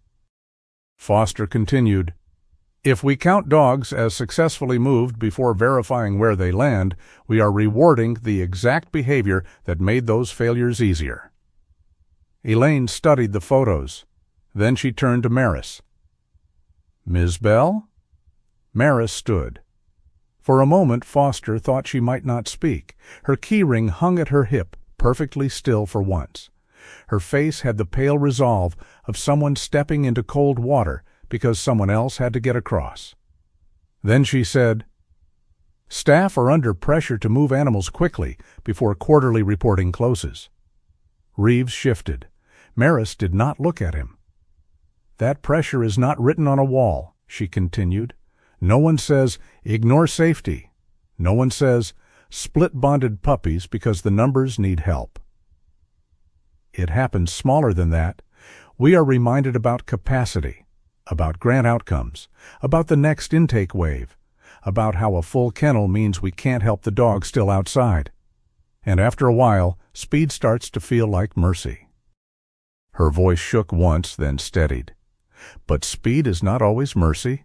Sometimes it is just fear wearing a uniform." Foster heard Warren in that, though Warren had never known those exact words. Mara spoke next. She did not make a plea. She made a case. Bonded young dogs, she explained, were not fragile ornaments that could never be separated, but neither were they interchangeable units. Some could adapt, some needed staged transitions, some showed appetite loss, shutdown behavior, or rising fear when moved too rapidly between facilities. The question was not whether every litter must stay together forever. The question was whether any system claiming success could ignore the animal's condition after the move. Finch's refusal to eat was treated as a routing inconvenience, Mara said. It should have been treated as information. Gideon adjusted his glasses and rose, as if standing before a classroom of students who had disappointed him by existing. "The reporting category is the problem," he said. Elaine leaned forward slightly. Gideon continued, "A finalized adoption, a temporary foster placement, and a transfer to another facility are not the same outcome. Grouping them together creates a beautiful number with very little moral content." A council member coughed. Gideon looked at him. "I said what I said." From the laptop, Marcus provided the route analysis. He kept it short. The auxiliary warehouse was not visible on the main route sheet. The driver's update came late. The contractor's staging process created opportunities for mismatch when paper manifests were not synchronized with live status changes. He did not accuse. He identified weak points. Foster watched the room as each person spoke. This was not his rescue anymore. Maybe it never had been.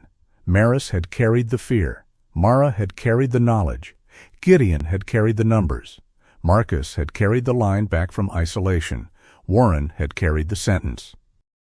Foster had only carried the pieces into one room and refused to let them remain separate. Then Reeves stood. The room tightened. "I will not pretend the Finch transfer was acceptable," he said. His voice sounded worn down, but not empty. "It was not, and I will not pretend I didn't know there was a discrepancy. I should have stopped the morning transport until it was corrected." He looked at Foster once, then away. "But I need this council to understand something. Harbor Light is not failing because staff don't care. We are failing because caring has been turned into a production schedule." Elaine watched him without expression. Reeves continued, "When funding is tied to movement, we move. When the report asks for successful outcomes by quarter, we find the nearest definition of success we can afford. I am responsible for choices I made under that pressure. But if the council wants better choices, it cannot keep rewarding worse ones." It was not an apology, not fully. But it was not a defense either. It was the first crack in the wall. Elaine Mercer removed her glasses and set them on the table. For a few seconds, no one spoke. The fluorescent lights hummed above them. The air conditioner kicked on with a groan so dramatic Bram would have barked at it if he had been allowed inside. Finally, Elaine said, "We will not solve regional shelter funding today." No one looked surprised. But we can stop pretending a transfer is the same as a stable placement. Her pen moved across the page. I am proposing immediate interim changes pending full review. 1. Partner facility transfers will no longer be counted as finalized successful outcomes without follow-up confirmation. 2. For puppies under 6 months, especially bonded littermates, reports must include 30, 90, and 180-day status checks when separation or transfer occurs. 3. The current coastal relay route used in this incident is suspended from Harbor Light contracts until its manifest synchronization process is reviewed. 4. We establish a small assessment group to review bonded or vulnerable animal cases before transport. Ms. Bell, I would like you on that group. Maris looked startled. Yes, of course. Elaine turned to Reeves. Mr. Dunmore, Harbor Light will operate under council oversight during the review period. That is not a punishment. It is a brace. I suggest you use it before the structure leans further. Reeves nodded slowly. For the first time since Foster had met him, Reeves looked less like a man defending a gate and more like a man admitting the hinges were coming loose. Then Elaine looked at Foster.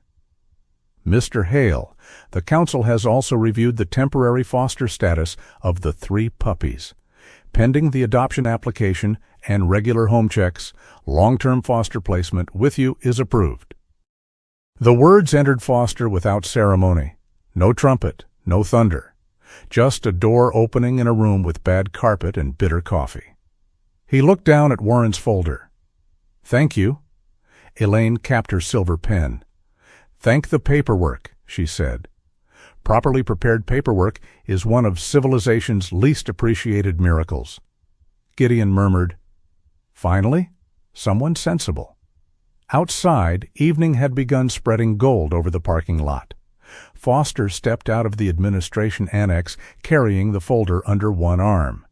The air smelled of warm pavement, marsh grass, and distant rain. For a moment he simply stood there, letting the world become larger than fluorescent lights.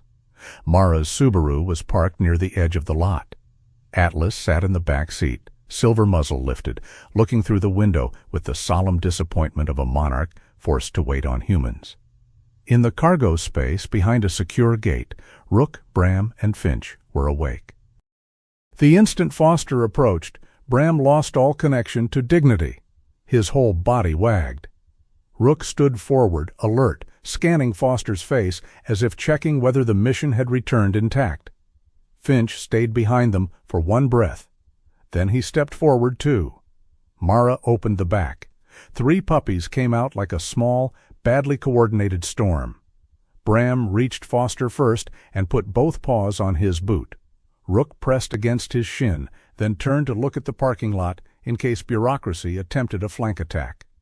Finch came last, small and quiet, and placed his nose against Foster's hand.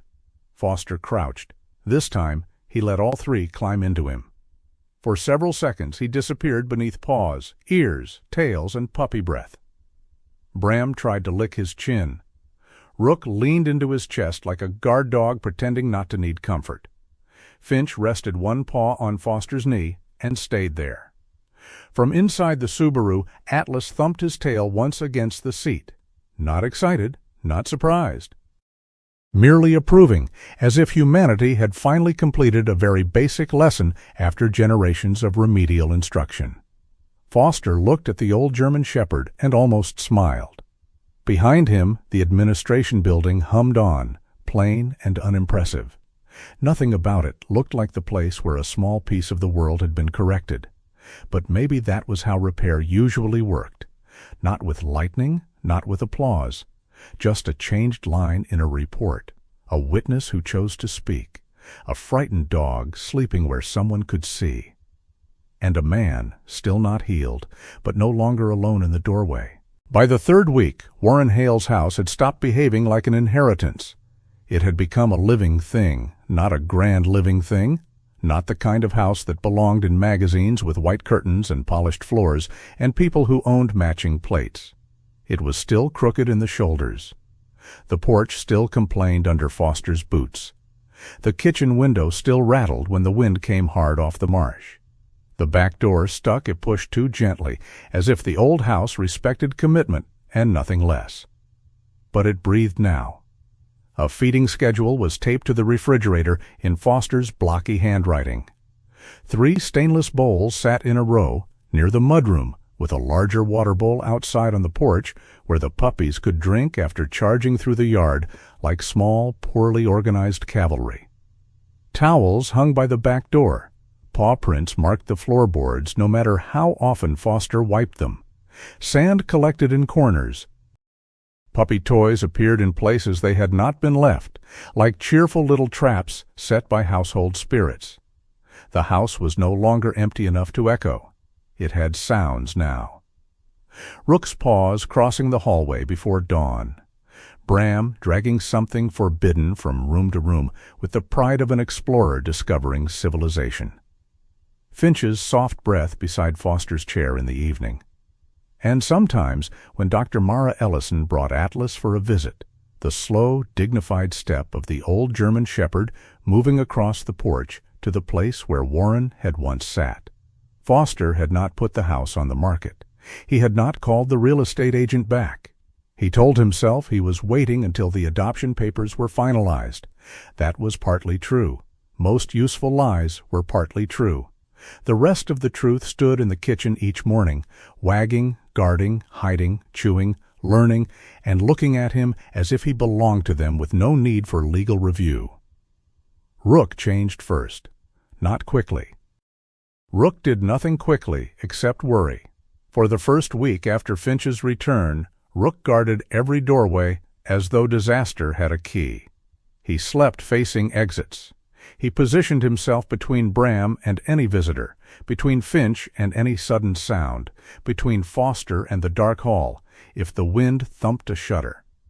The little black mask on his face made him look older than his months, like a child wearing a warrior's helmet found in a ruined temple. Foster understood him too well. That was the problem. One afternoon, the sun came through the back window in a warm rectangle on the floor. Bram had collapsed in it without shame.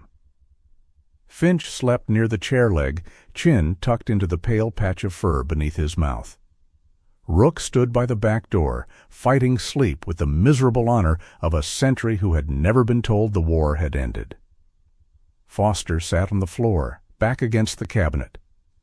"Rook," he said. The puppy flicked one ear. Foster patted the floor beside him. Rook looked toward the yard.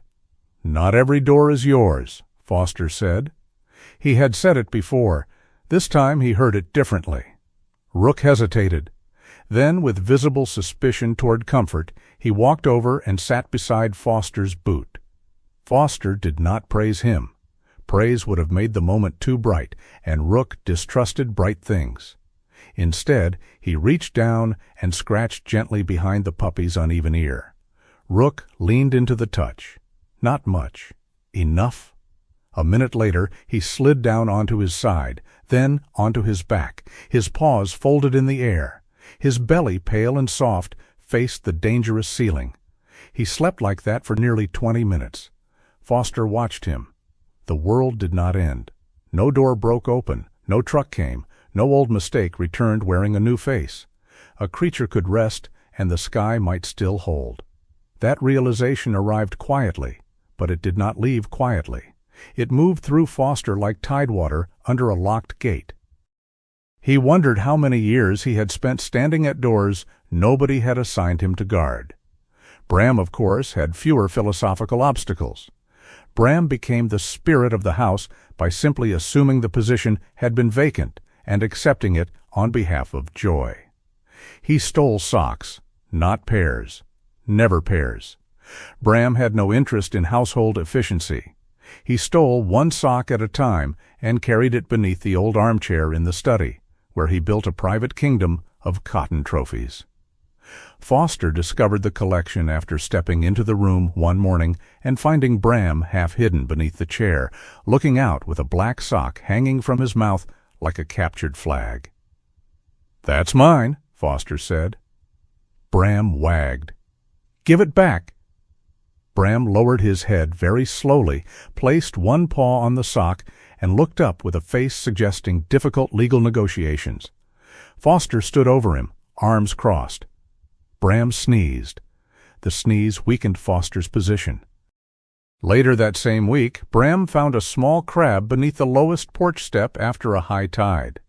The crab raised its claws with the ancient rage of a tiny sea god. Bram barked once, jumped backward, then barked again from what he apparently considered a safer battlefield. Rook came running, ready for glory. Finch watched from behind Foster's legs, unwilling to participate in maritime politics. Foster relocated the crab with a dustpan, while Bram supervised from several feet away. "You're very brave," Foster told him. Bram seemed to agree. The strangest lesson Bram taught him was that laughter did not dishonor grief. At first, laughter felt almost disrespectful in Warren's house, as if every smile should apply for permission from the dead. But Bram had no patience for solemn architecture. He chased wind-blown leaves across the porch. He rolled off blankets. He once attempted to drag a quilt 3 times his size from the laundry room into the yard, moving backward with heroic intensity, growling like a warrior hauling treasure from a dragon's cave. Foster laughed so hard he had to sit down. When the laughter faded, the guilt came. Then it passed, not vanished, not conquered, just passed through, like a cloud that had mistaken itself for permanent weather. That night, Foster stood in Warren's study and looked at the photograph of his father and Atlas. "I laughed today," he said. The room did not answer. It did not need to. Finch changed differently. Finch still distrusted quick hands, loud voices, and strangers who leaned too close. When delivery drivers came to the house, he retreated behind Foster's legs.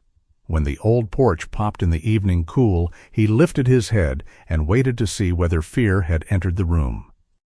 But every morning, before Rook inspected the back door and before Bram began his campaign against socks, Finch came to Foster's chair. He did not jump. He did not demand. He placed his muzzle on Foster's knee and waited. The first time he did it, Foster had gone still with his coffee halfway to his mouth. Finch's eyes were dark and serious, not pleading, not accusing, only present.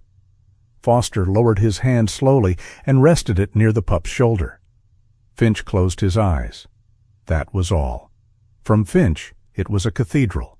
Foster had spent a life believing trust was something earned by competence. Do the job, hold the line, make the right call, keep everyone alive, become useful enough, and maybe trust would arrive like a medal pinned to the chest. Finch taught him trust had no interest in medals. Trust came when it came. It came through repetition, through quiet floors, through food placed down and hands kept still. Through a man sitting on cold concrete because a small dog needed him not to move. It was the opposite of command. It was the slowest order Foster had ever learned to obey. Atlas visited twice a week with Mara. The old German shepherd never rushed into the yard. He descended from Mara's Subaru as if every joint had negotiated its own treaty with the afternoon. Then he walked along the fence, inspected the porch, sniffed the corner of the shed, and settled beneath the side window where Warren's chair had once sat. Mara said Atlas was doing well. Atlas looked as if he considered well an insufficient category for a dog of his seniority. One evening, as the sky turned violet over the marsh, Mara sat on the porch steps with Foster while Atlas lay nearby. Rook slept on his back in the grass. Bram chewed a toy with unnecessary drama. Finch dozed against Foster's boot. "You still thinking of selling?" Mara asked. Foster looked at the yard. The repaired fence held firm in the fading light. The shed door stood open, revealing stacked towels, food bins, crates, and Warren's old hooks now carrying leashes instead of silence. "I was." "That is not an answer." "No?" Mara smiled faintly. "Progress. One whole syllable and almost no evasion." He looked toward Atlas. Did my father ever say why he kept the place? Mara rubbed her thumb along the edge of her mug. He said houses near water reminded people they weren't in charge. That sounds like him. He also said a closed door is just a habit until someone knocks. Foster absorbed that. He wanted me to continue this? Mara shook her head. I don't think Warren wanted to command you from the grave. He had enough sense not to give orders he couldn't be argued with over. Foster almost smiled. He wanted the house to be here, Mara said. For you, maybe. For them, maybe. For whatever frightened thing arrived next, I think that was enough for him. Atlas thumped his tail once, as if the matter had been legally settled. The adoption approval arrived on a Tuesday. It came in an envelope from Harbor Light, hand-delivered by Maris because, in her words, after everything this paperwork put us through, I refused to trust it to a mailbox with no emotional investment. She stood in the kitchen with her keyring at her hip, watching Foster open the envelope. There was no ceremony, no choir, no golden seal, just pages requiring signatures. Permanent adoption approval. Rook, Bram, Finch. Foster read the names twice. The puppies did not understand why the humans had gone quiet. Bram tried to eat the corner of the envelope. Maris rescued it with professional speed. They're yours, she said. Foster looked down at the 3 dogs. No, he said after a moment. I think it's mutual. Maris's eyes shone, but she did not make a speech. Instead, she reached into her tote bag and pulled out a piece of cardboard, now flattened and preserved between 2 sheets of clear plastic. Brothers. Need one home. The handwriting was still thick and uneven, the underlines still fierce. I kept it, she said. Figured it belonged here. Foster took it carefully. For a second, the Harbor Light awning returned to him. 3 crates, diesel air, Reeves with his folder, Finch's nose against the wire. Then the kitchen returned. 3 dogs, 1 house. A man holding a sign that no longer had to beg. He hung it in the shed that afternoon. Not in the house where visitors might praise it.